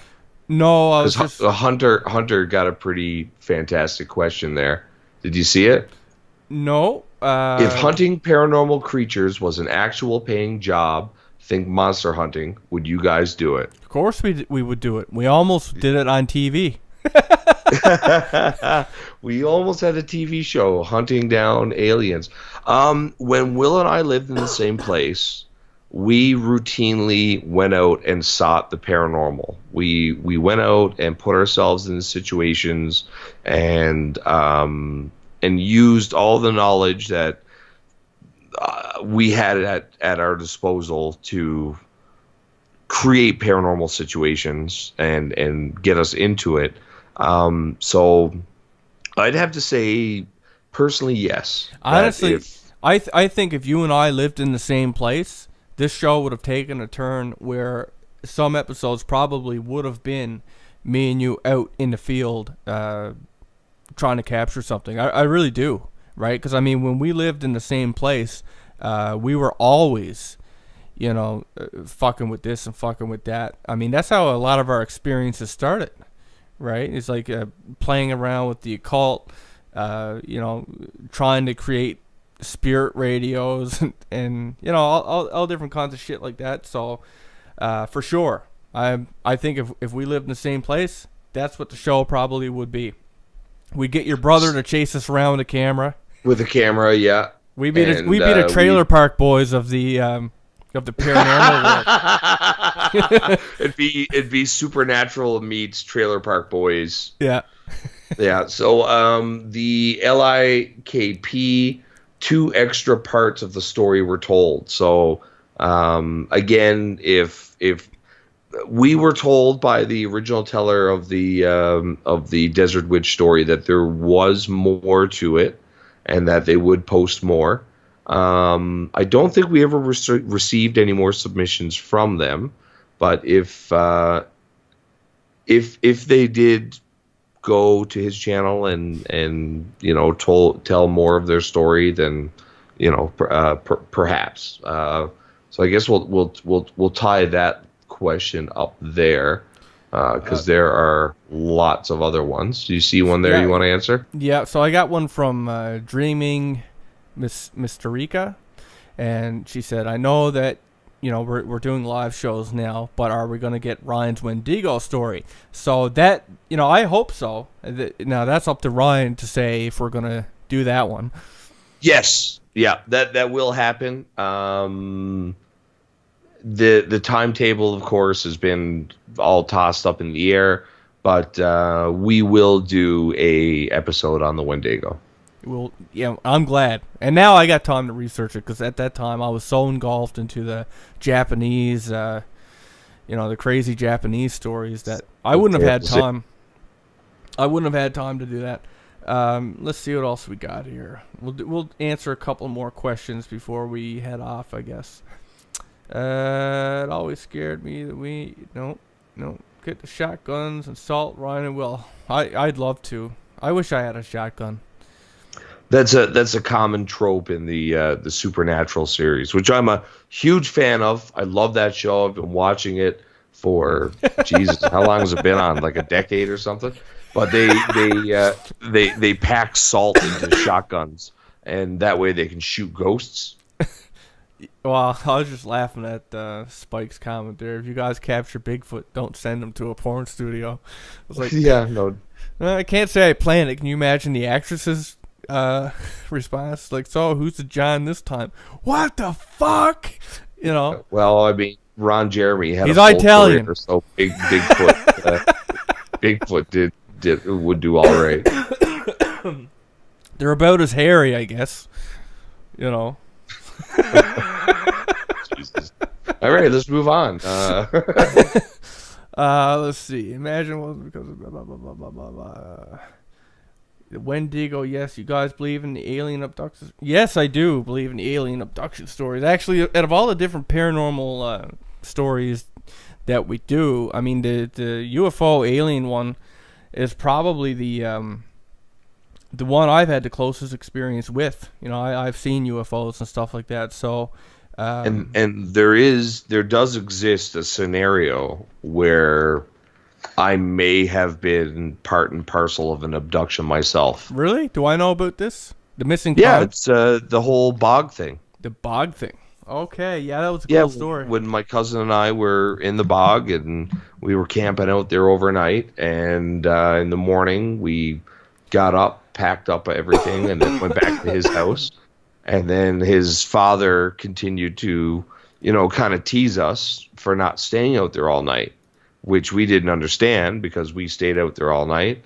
And he, went on to explain that he had gone out at like 2:00 in the morning to check on us because we were camping at a well, not a fishing spot, but at a eeling spot, place where we used to catch eels.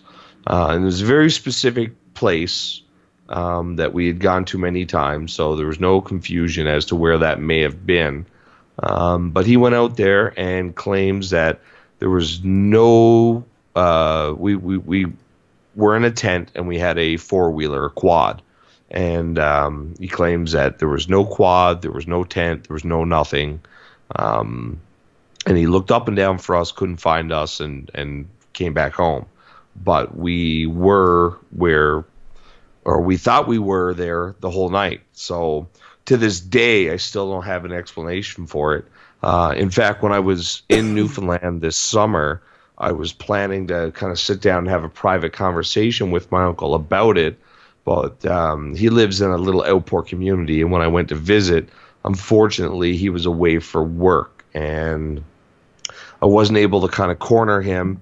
And I'm kind of uncomfortable about doing it over the phone because it's kind of a weird thing. And I kind of feel if he sees my face while I'm asking the question, that he'll take it a little more seriously than I think he otherwise would.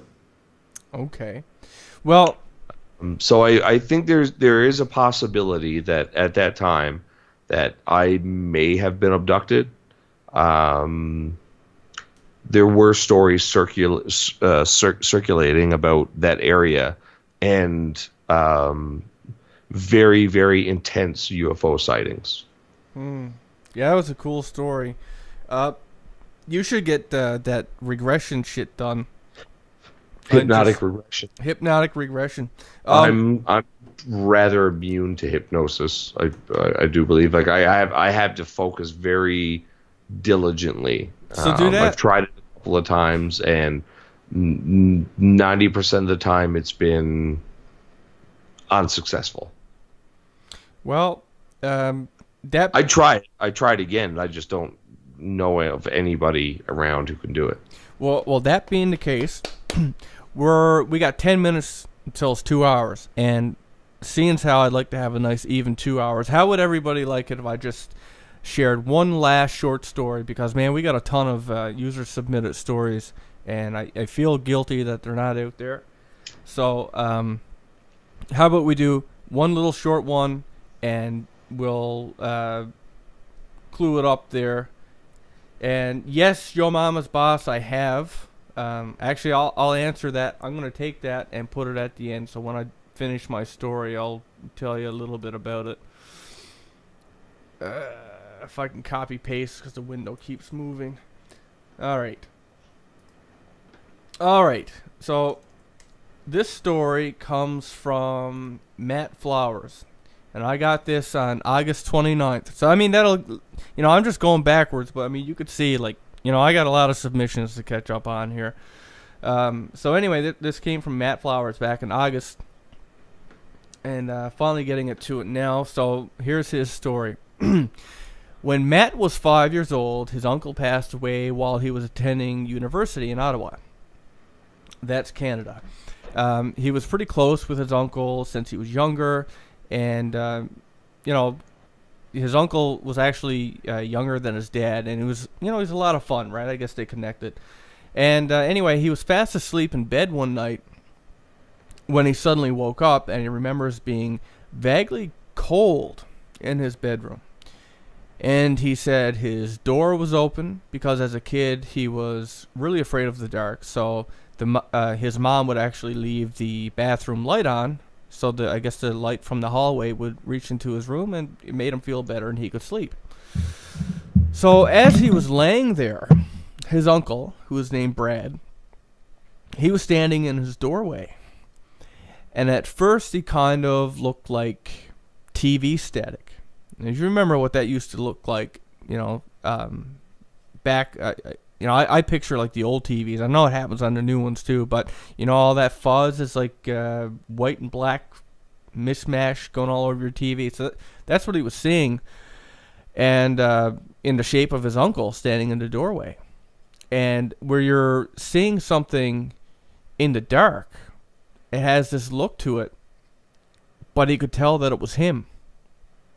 And he said he walked toward him, and he got clearer. And he smiled and quietly said, "Uncle Brad," because as far as he knew, he was actually supposed to be at university. But being 5 years old, right? I mean, it didn't hit him the same way. Five-year-olds don't think the same way as older. It doesn't always have to be logical and grounded in reality. So he said his uncle knelt down by his bed. He gave him a big hug, and he said, "I have to go away for a while, but you be a good boy for me, okay?" And he said he smiled back at him, and he agreed that he would be a good boy. And the next morning he woke up with a new teddy bear, and it was in the bed with him. And he treasured this teddy bear for his whole life, but it wasn't there before. So he woke up with this strange teddy bear. And he has since passed it down to his nephew, and hopefully one day to his own son. And he likes to think that his Uncle Brad is with him in a small way, in the form of a soft, fuzzy teddy bear.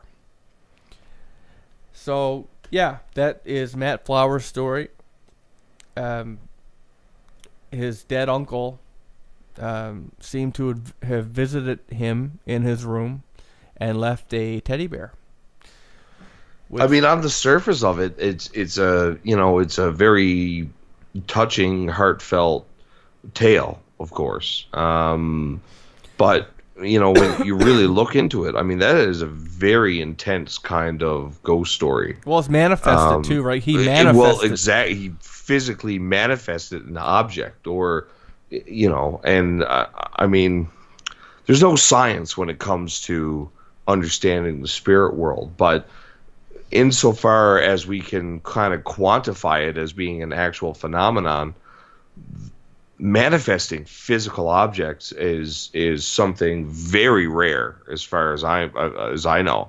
I mean, the most that spirits could manage for a long time, well, not for a long time, but one of the biggest physical phenomenons you hear about is something like ectoplasm, and it's just these spirits are able to manifest some kind of viscous goo. Yeah. So, like you said, it's profound in the fact that there's manifestation. It takes a lot of energy for something like that to happen. And ectoplasm being that was a big staple way back when, hey? Something that you don't really hear of these days. Now, and I mean, that's a tough one because it was a staple during a time when the kind of parlor magic scam artistry was really popular. Yeah, true. So I'm gonna get back to there's one last question here. Sure. And your mama's boss asked, "Have you ever had a demonic experience, Will?" Well, ooh, I don't know if it's demonic exactly, but let me just say this, okay? Like when me and Ryan met. Ryan and I. Don't be one of those people. but you're going to make me look bad now. I had to do it to you first. But anyway, well, no, it's not going to make you look. Well, maybe, and we'll see. But Ryan Ryan was deeply into the occult. In fact, he was a theistic Satanist. He had a the big Baphomet on his arm. He was neck deep into this stuff, and of course, me being who I am, I was very interested in the stuff. Like, I didn't necessarily, I mean, even true today, like, I'm interested in a lot of things that I don't necessarily want to partake in, but I'm interested to read and learn about and stuff like that. But, as Ryan and I became good friends, of course, Ryan wanted me to be involved, and I guess he involved me in the same way that I involved him in my little musical projects and stuff like that. That's what friends do, right? You involve them in the stuff that you do and that you're passionate about. And I'll tell you this, man, like when Ryan and I were doing like the occult stuff, they were some of the darkest fucking days of anything that I think we've done. We've had so many paranormal experiences at that time. But, it's something really strange. I mean, I don't know if I've mentioned this before, but so way back then, I was into music and stuff like that. I did the demo stuff, and for the longest time I was getting nowhere. And do you want to know something? After we'd done this stuff, we'd done these rituals, after you sold your soul to the devil. After I did the thing, which I don't even think counts. But anyway, after I did that, I had an unusual turn of luck where I was getting on commercial radio, winning grants, all kinds of shit like that. After I taught you how to sell your soul to the devil. After he taught me how to sell my soul to the devil. But I remember for weeks after that, felt darker than any other time of existence for me. That's saying a lot. You guys don't know, but this is a dude who lived in a fucking well of depression from the moment I met him. Yep. And somehow I've made that worse. Let me just say this. There's no feeling in the world like thinking that you had actually lost your soul. There's nothing I can say that can articulate, that can make you think that you could even get a tinkling of what that felt like. And because, truthfully, that whole thing, I wasn't going to do it. Ryan put me on the spot. That's why I kind of laugh at the way that the demonic possession thing got really popular, and Ryan didn't want to talk about it, because for me, it's kind of like karma, right? Because Ryan put me in that situation, and he pushed me to do it, and it was awful. It took 10 years or 7, at least 7, of a lot of work on my part mentally to build myself back and get completely away from it. It took a long time to fucking get away from that, and it's still something that kind of sticks in my head. But we saw a lot of strange shit during that time, and I felt a lot of strange stuff. There was a presence I felt that I haven't felt since I got out of it. That was really, I don't know how to explain it. It was really, really fucking dark, and it felt really, really hopeless. And yeah. And to your credit, you decided to remove yourself from that, even though you thought that when you did that I was going to turn on you. Oh yeah, I thought, well, like, I mean, Ryan was so into it, that I thought when I told him that I was getting out, that he would never talk to me again. Like, I mean, he was like, so, it was such an important part of his life. Like, it was his religion. And that's why, like, if you guys had ever noticed or you know, wondered why Ryan is so anti-fucking religious, like, anytime anybody brings this stuff up, it's because he, you know, like, he's I was a hardcore theistic Satanist for a long time. He was, and I mean, and a lot of those things still live in me today. A lot of those things do. So, like, as we got out of it, like, I did a full 180. I came back. You know, I've found God again. It took a lot of work. There's things I understand now that I wouldn't understand had I not gone through that process. You know, a whole lot of stuff that I learned, actually. But even now, you know, it's something that is like a scar that's left with me. And with Ryan, when you guys mention this stuff, like, I know why Ryan is the way he is. Like, I mean, once I got out of it and I told him, and I poked so many holes in that fucking cult. I poked so many fucking holes, and I knew that I was right, and I knew that Ryan knew that what I said was true, but I thought he was never going to talk to me again. And it was really surprising when some time had actually elapsed, and when I talked to him again, it you know, it actually did come up, and I had found that he had left, you know, and he found the holes in it too. Now, that being said, while we left that, we did take different paths in where we went, where I think for a long time both you and I were just lost. And, you know, through my experience with theistic Satanism, I learned a lot about meditation and my own personal power. And I greatly grew to resent the idea of praying to a being and asking for his help. Whereas the real core of the kind of Satanism that I was practicing was all about your own personal power, and how you don't ask a god or a higher being to do something for you as much as you ask them to guide you to being able to do it for yourself. And the years, because I mean, I practiced my theistic Satanism, my version of it, for a very long time, and I still kind of do to this day. However, I've dropped all pretense of names and symbols and all of that other things, because through the course of studying theistic Satanism, I learned a lot about meditation. And during that time, I was very much a purist. And that was one of the weird sides of this kind of Satanism, was that the use of drugs and alcohol was very much looked down upon. And that's not who you are.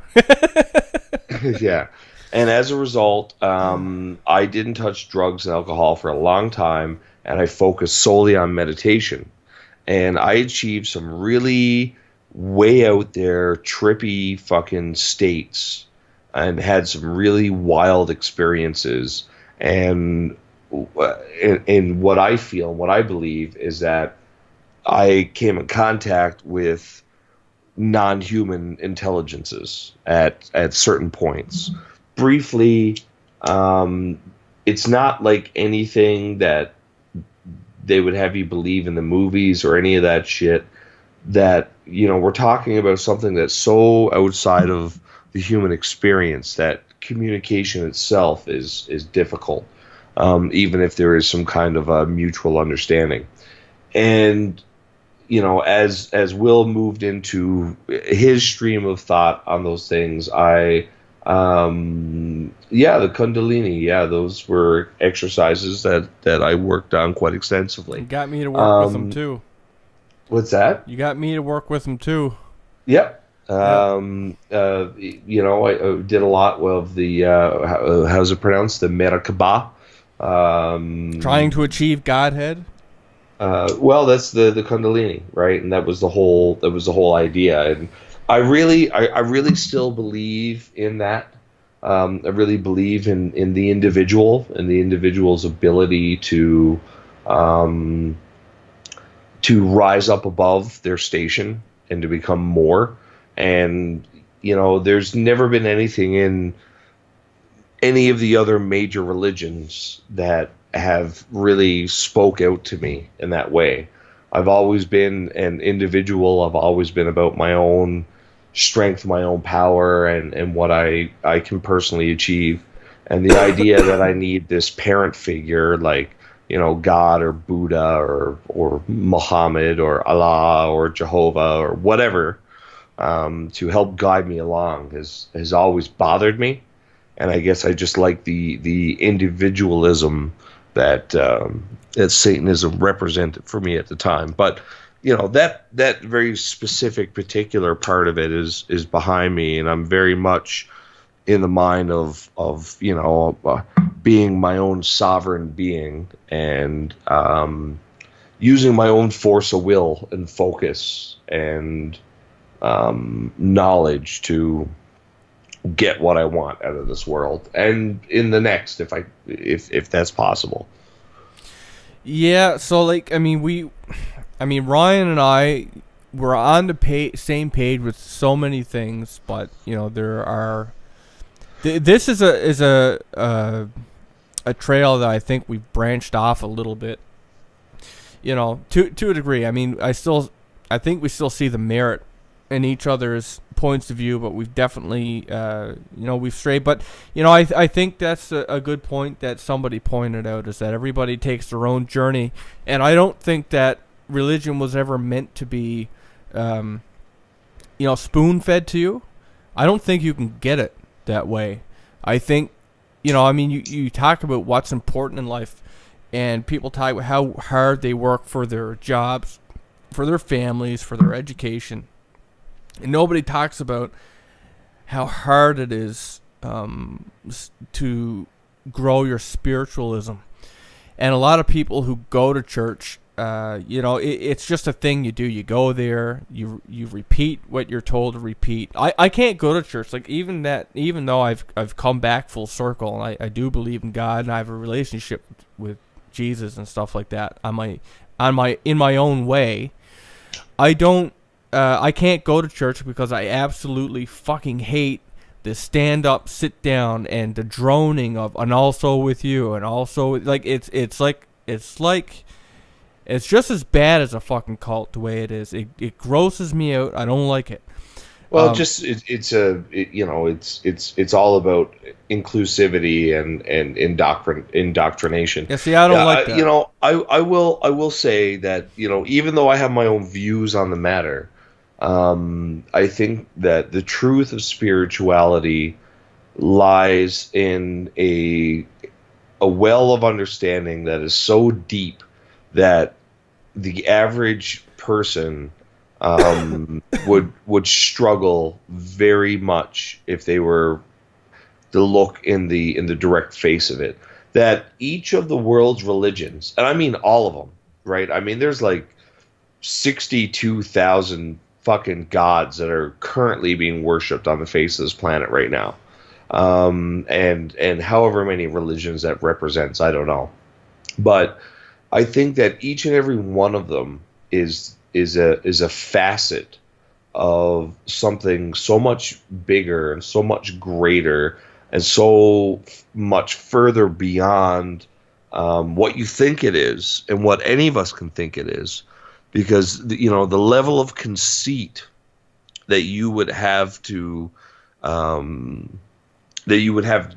have and not just conceit, but self-deception that you would have to have in order to believe that you have the answer of what is beyond this life. I agree with you 100%, Ron. Do you know what I've come across? I think you'll agree with me on this. I think there are nuggets of truth everywhere, and the whole point... It's just fucking hidden everywhere. That's right. Every single one of these, and I'll throw a little anecdote here, because it's a story. This happened to me. It was a good friend of mine, a person I've referred to as the shaman, and he was, this very much very intelligent, very normal kind of guy, except he was very deep into spirituality, and you'd never look at it. You'd never think about looking at him. He was just this fat, kind of dumpy, stupid-looking electrician, and the guy was so in touch with his inner spirit that it was fucking moving, and he did an ayahuasca. I don't know what to call it, tour, I guess. A shaman came to Calgary, and he paid a bunch of money and went and sat in a room and took ayahuasca. And ayahuasca being I believe it's a Peruvian Amazon substance. Anyways, it contains a chemical called DMT, dimethyltryptamine. Some say this is what your brain is flooded with when you die and when you have certain types of dreams, linked to the pineal gland and all that. But the crux of the story was that the spirit of ayahuasca came to him during his experience, which was, I could talk for probably 3 hours on his experience alone. But this one little part of it was that the spirit of ayahuasca came to him and said, here's all the world religions from beginning to end. And he explained it to me in very shallow terms, because he said there was no way to really get the information across to me. That he was shown all these different world religions, and that each one he was shown that he understood to a depth that he previously never understood, and that how each one was just a single line of text in this book that was spirituality. That every religion was just a single line of text, not a single sentence or a single paragraph or whatever. It was a single line of text in not even the book. He said the volumes of spirituality. Oh wait, did we go offline? No, why? Can everybody hear us? No audio or video. It says the stream is offline. It says stream resumed for me. Is the stream back? Can you guys see it? It's back. It must have went offline. It was probably a hitch in the internet. Glitch in the Matrix. They don't want us telling the secrets. Yeah. Now you know that we're glomming onto the truth here. There you go. Well, I don't know if anybody heard what I said, but I guess the point, I'll just say it again in case it wasn't said. Yeah, you're making a good point. Continue. Yeah, the point is that, we work so hard for our jobs and our money and our family, and it's just this accepted notion that we go to church, and if you participate, then that's all you need to do for your spirituality, when your spirituality seems to be the main point of why we're here, is what happens to our spirit when we die. It's like what we make of ourselves, what we learn. So it stands to reason that is the most important part. So I don't think that just going and participating and being spoon-fed is enough. I mean, we work harder for the lazy things in life, like your job, your wife, your kids. That's all just a part leading up to what your spirit is and what you're growing. That's just a part of this experience. I think with our spirit, you know, you have to work harder with that than anything.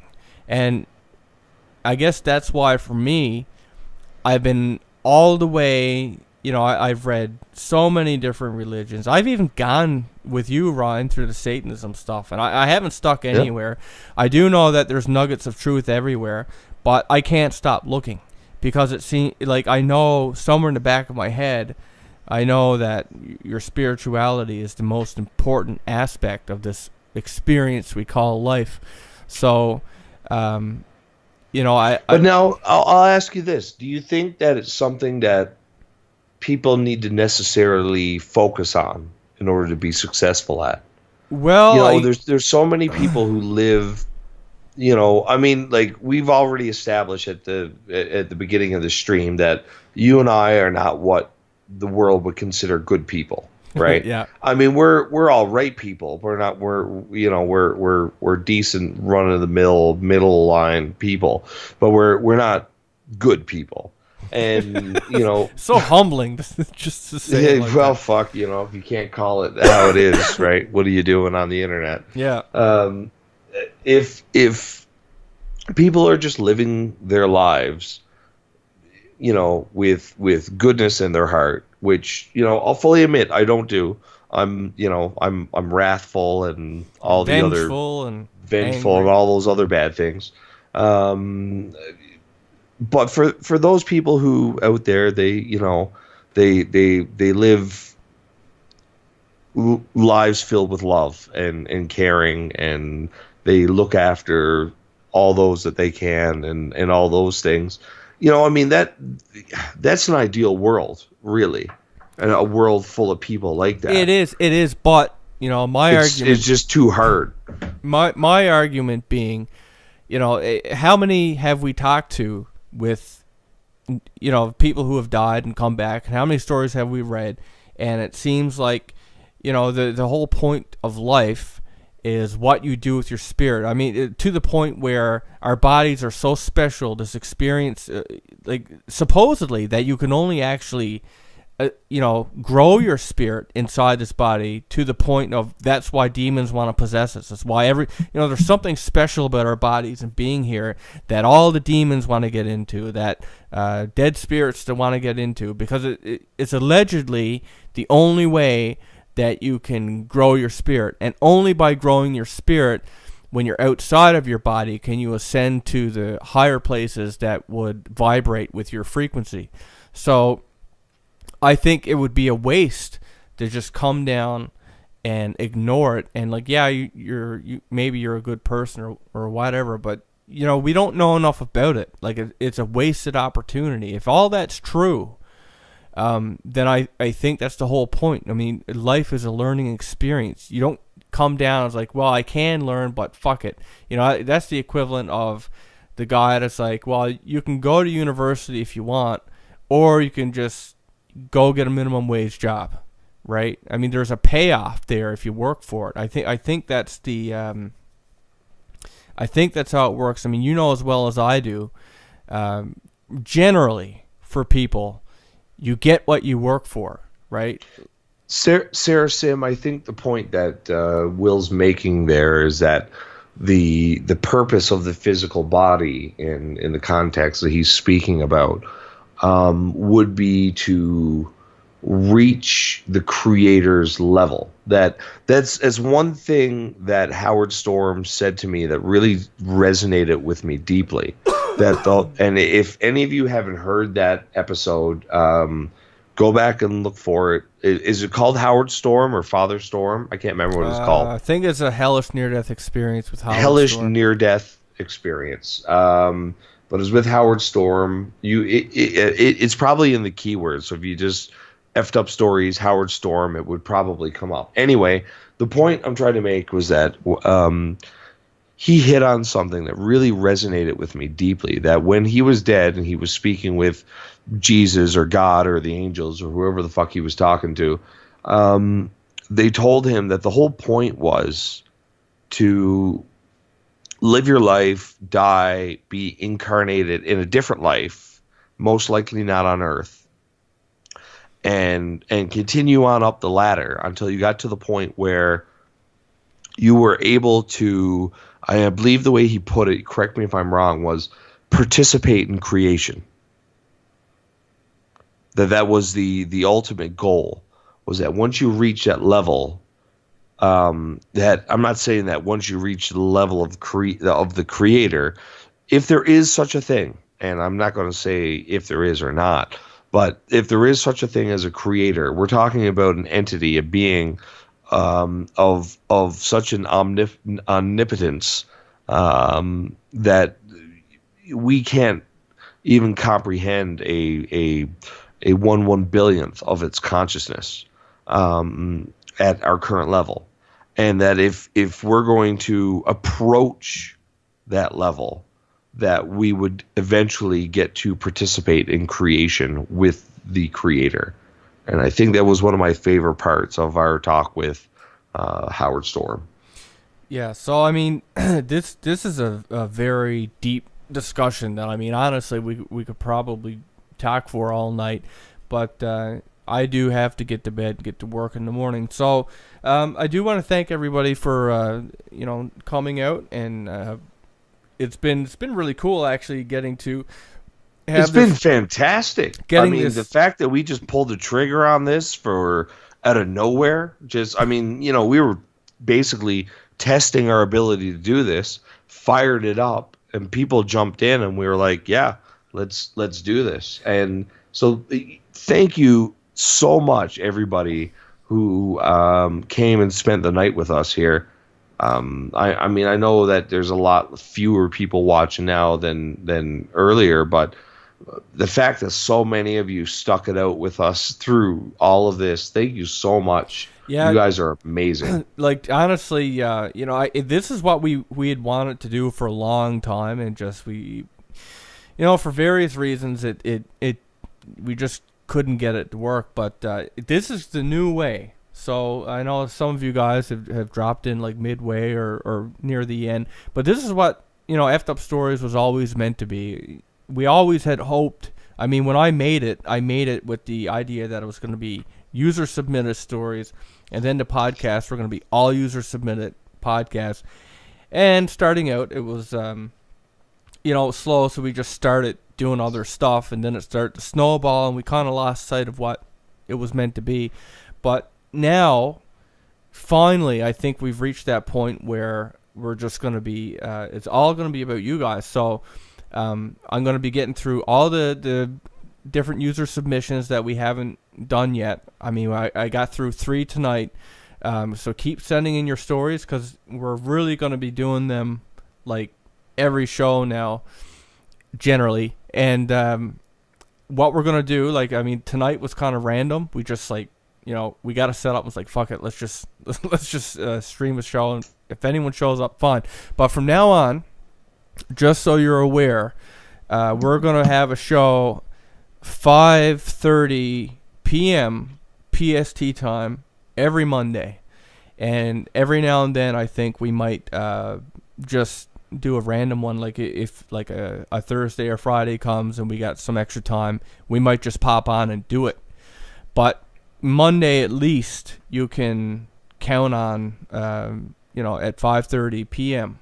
PST time, we're going to be doing these live shows. So, yeah, get your stories in if you have any, and or questions, anything that you want us to say in the show. And maybe what we'll do is we'll set aside like a segment to answer questions from email and stuff like that. Really, really cool talking to you guys on the fly.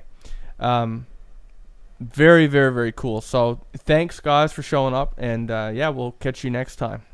It is a special, different experience, isn't it? Being able to connect with people, not just through comments, but in real time. Well, I always wanted to make them a part of the show. I mean, that was really the next step, right? To make the audience a part of the show, so that that's what I envisioned with the logo when I reinvented it, and I said, the online campfire.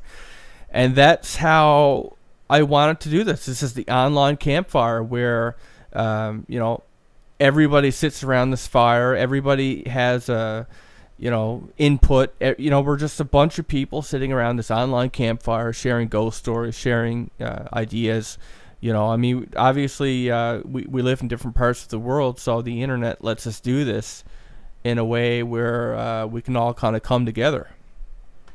Yeah, and so going forward, again, we're going to try to really get onto a schedule where, you guys know when to expect us, and we're maybe a little better prepared to do a longer show, or, well, not a longer show, because this show's been going on 2 hours. 2.5. 2.5. Yeah, we've been on Skype now 3 hours. But this has been fantastic. It is so great having everybody along for the ride, and I think that this is the obvious evolution, next step form for Effed Up Stories. So thank you so much, everybody, for being with us here tonight, sharing this time with us and sharing these stories. What do we got? I'm just laughing at the LIKP said he wants to be your Bigfoot of love. That's pretty good. So, oh man. So if you have an interesting story for me tomorrow when you wake up, text me. I'd love to hear it. Yeah, I'm sure you would. I'm sure it'd be really private and wouldn't make its way all over the internet. Oh, it would. It would. But thanks, guys, for coming out. And yeah, so be here for. If you like this, people are digging it, then Monday 5:30 PST time, that's going to be our regular time, and every now and then we'll surprise you throughout the week with an extra episode here or there. So good night, and have a good one. Good night, everybody. A lot of different cultures from one end of it to the other, and I always find it extremely interesting that across the board, there's a couple of things that always pop up. Every culture has a story about dragons. Every culture has a story about ghosts and spirits. Every culture has some type of vampire.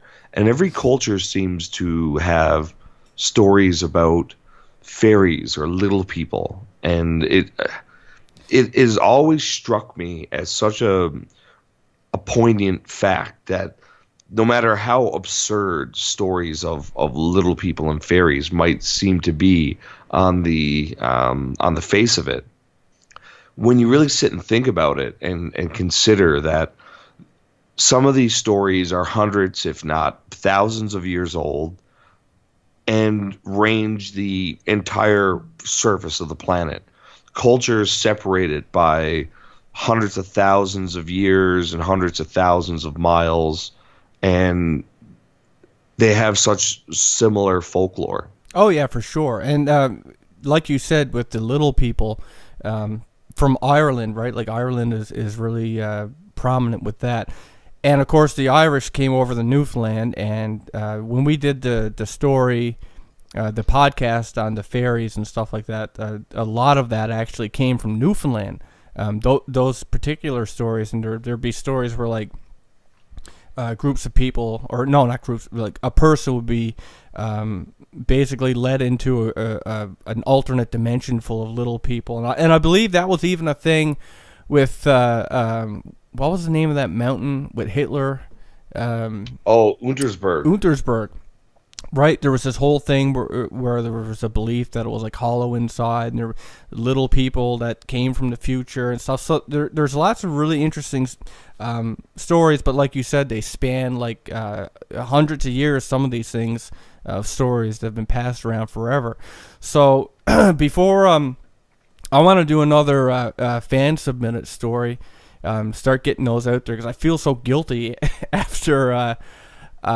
Having them sit there for so long. So we just did one there.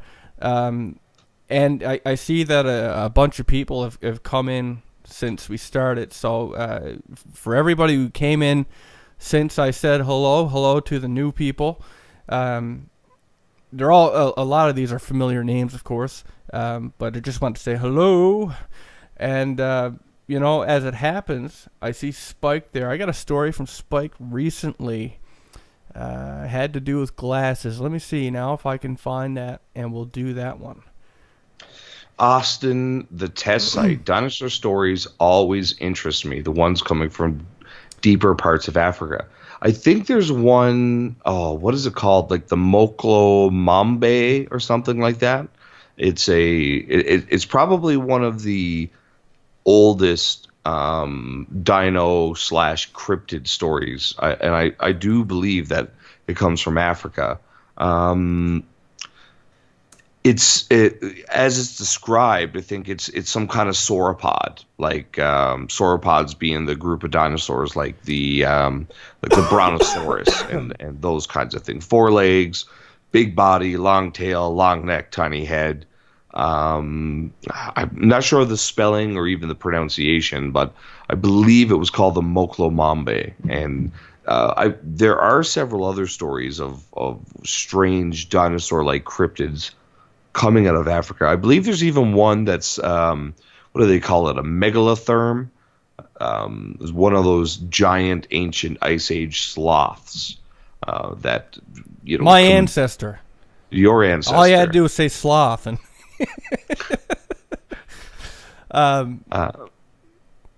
I just ruined your train of thought with him. And she knew that there was no judgment there.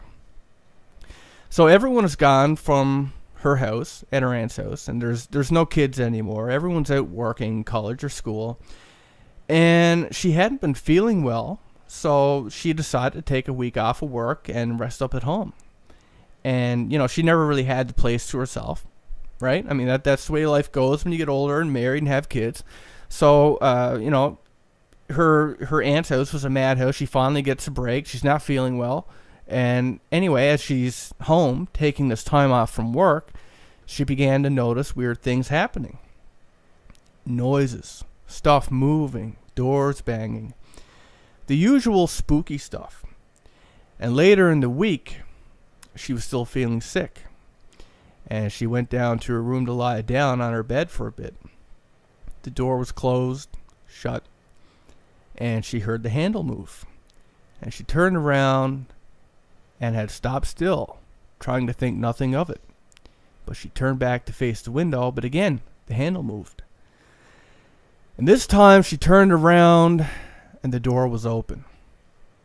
She ran to the doorway, and to the right of her bedroom door was this long, narrow hall with a sharp turn that leads right to the boys' old bedroom.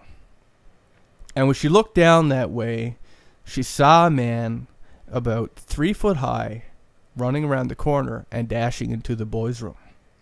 Right, this is the little boy that the other kid was seeing. So she told Shay that this absolutely terrified her. She was stuck to the one point for what seemed like eternity, and eventually got the willpower to run outside, get in the car, and head off somewhere else until she knew people would be back in the house. She didn't want to be there alone.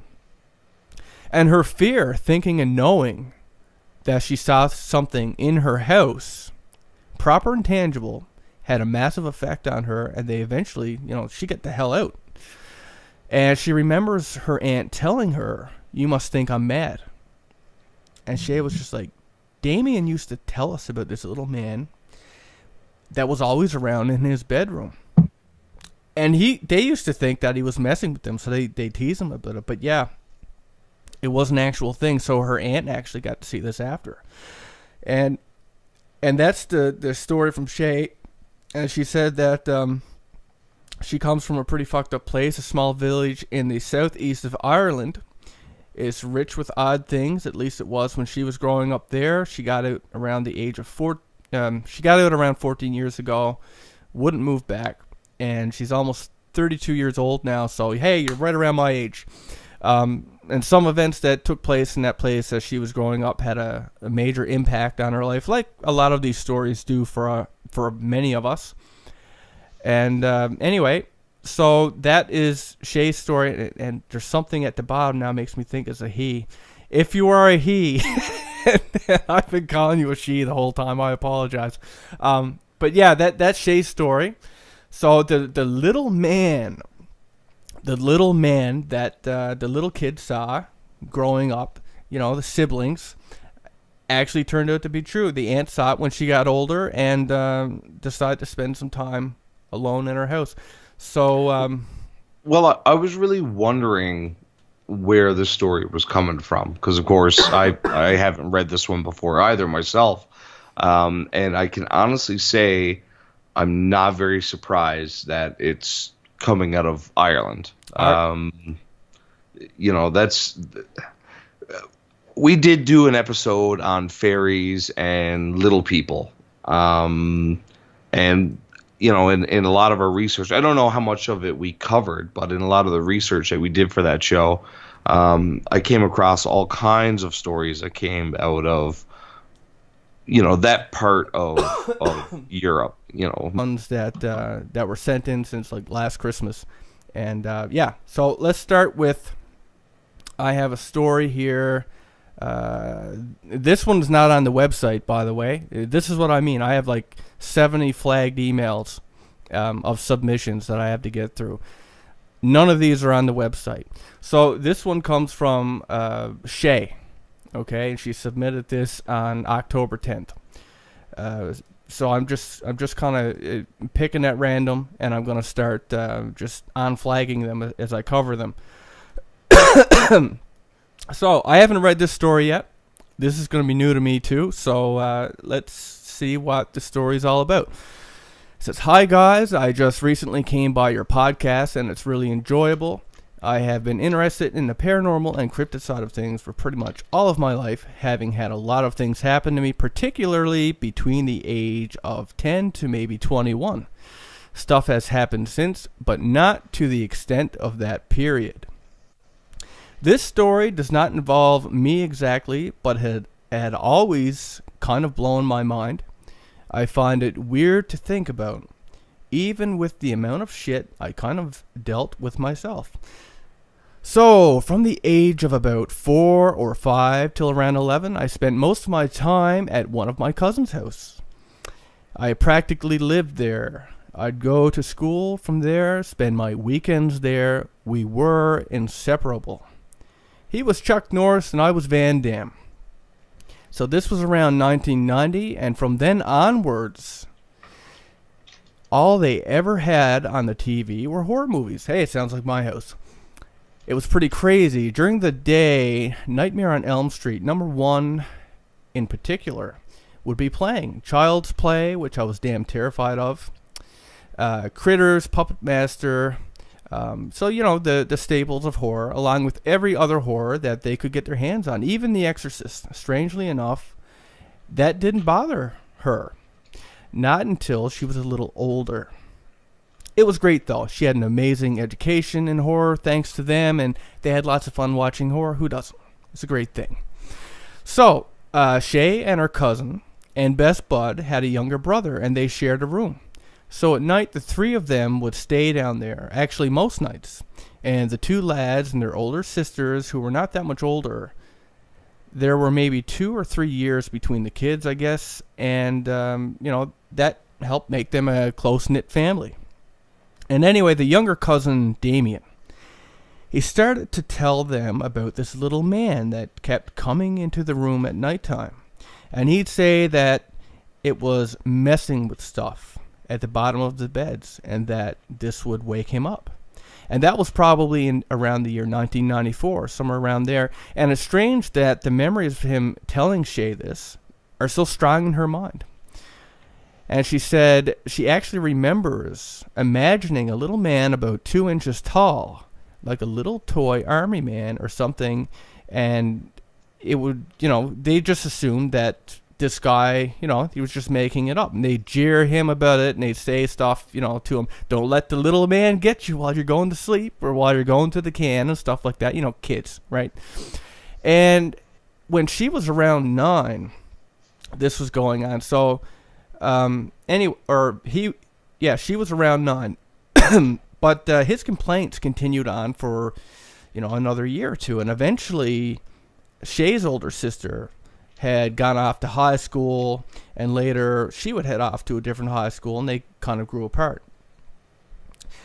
Fast forward 9 years, and Shay is talking to her aunt one day down at her grandfather's. and she hadn't seen him for quite a while, but they were close at heart, and she was comfortable telling her things, knowing things aside from, into paranormal. She was comfortable talking with the paranormal.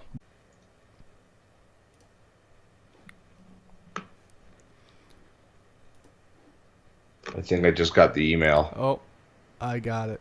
Okay. It looks a little bit laggy from my point of view, but anyway.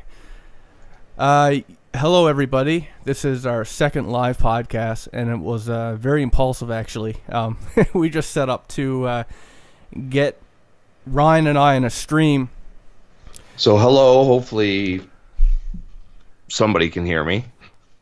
I think they can. I think we got this figured out as a real buttfuck of a way I had to do it because my sound card is kind of complicated. And where Ryan's on a different side of the country, getting Hi there, Greenfields. Can you hear us okay? Oh, hey, Greenfields. Greenfelds. We got a user. See, I didn't think we were going to have anyone really because we just kind of spontaneously, popped it off there. But we just want to make sure that everything is working. And since we're on live checking that, we figured we might as well do a podcast. Perfect. They can hear us both. So, we just figured, like, if anybody, we didn't put out any notice. So, worst case scenario, the video will be up tomorrow and people can watch it then. But this is going to be the new way that we do this show. It's going to be live, and not only is it going to be live, but now that we got it figured out how we're going to do it, we're going to make it consistent the same time every week. So for sure, it's going to be on Mondays at 5:30 p.m. PST time.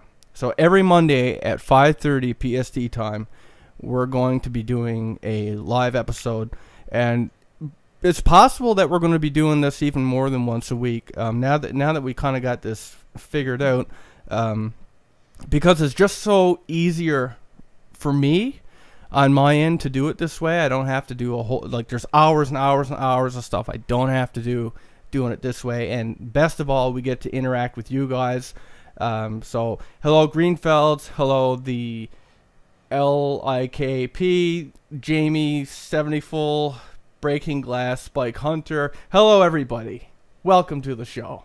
So what we're going to be doing, and this is one of the more exciting parts of how this is going to go from now on. So it's all going to be live. It's going to be every Monday at 5:30 PST time. But the great thing is that we're going to be doing all the user submissions this way. So I got a whole backlog of submissions from like Christmas time, and we're just going to systematically start going through all of them. And it's perfect because I don't have to do all the editing and upload them and stuff like that. We're just going to read them. Sometimes I'll read them right from the email. Sometimes I'll read it beforehand and get the gist of it and just tell it. But that's what we're going to do. And don't worry about the times. Once we figure out exactly what we're doing and how we're doing it, and we make the adjustments as needed, we'll post everything up so everybody knows. And once we get into a routine, then it'll be easy for everybody. For sure. I even thought about putting a section on the website actually for the live podcast that will, just activate every Monday, and people can just pop on there if they like. But I like that everybody gets an email or a notification that, once we do this, so that, you're aware. So, we're going to start doing some user submissions. User submissions is really going to be the focal point now. I mean, we got a lot to catch up on, but we're going to be coming through them so fast now. We might do 1, 2, or 3 per episode. So if anybody ever had a story they wanted to send in, and I apologize that I haven't gotten the older ones done yet, but we're going to get them done now. We're going to start going through all the ones. Mostly Ireland, parts of Britain, Scotland. Yeah, they got a lot of the fairies and the little people and stuff like that. Actually, do you know what it reminded me of? Even though it's not at all similar, my mother-in-law she actually, she's got a handful of stories. I actually have them on my website, and it's kind of weird talking about it, knowing who my mother-in-law is and stuff like that. But she apparently, she swears by this, that she actually woke up one night and there was an incubus in her room, which she described as a very small male like figure with like a giant dick. Right? So yeah, it's really weird for me to talk about, actually. Well, it's interesting. It's not something that comes up a whole lot anymore, but especially during the Middle Ages and, leading on up to what we call the modern age, a lot of different kinds of paranormal events had a very strong sexual element to it. There was a lot of talk of succubi and incubi, sex demons of the male and female variety, even down to certain myths about Bigfoot. You don't want to be fucked by Bigfoot. Well, yeah, and there were some really bizarre tales about Bigfoot and his giant penis.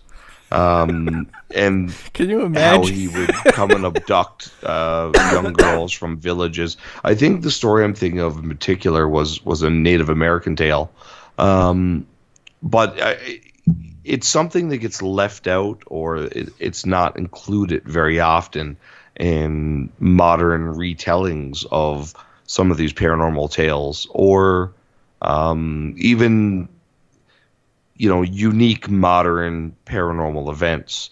I find it interesting how the sexual element has kind of disappeared over time. I guess not so much when we're talking about extraterrestrials. There definitely is a sexual element connected there. Oh, for sure. But like, can you imagine if we had a guest as like, we had this guest named Henry, and he was raped by Bigfoot. Just fucking, that. And maybe that very reason, that very sediment that you just. Who would want to admit to that? Cross. Right? Hey, well, exactly. I mean, he's been walking funny for weeks. The last 6 years, his pelvis has never been the same. He broke his hip. Can't buy pants to fit. But I think it's an interesting element to add to the story. Now, little people, and I mean, I'm not talking about Vern Troyer and Warwick Davis, but the quintessential folk stories about little people. Danny DeVito. Exactly. These stories, they come to us from time immemorial. They've been passed down, at least in British and Western traditions. It'd be very interesting to see how far back we could get some of these tales and stories. But now I've even talked to people from the Philippines, and they have some very specific stories related to little people. And I've spoken to people from, who were born and raised in Africa, and different parts of Africa. Africa is a big country, and there's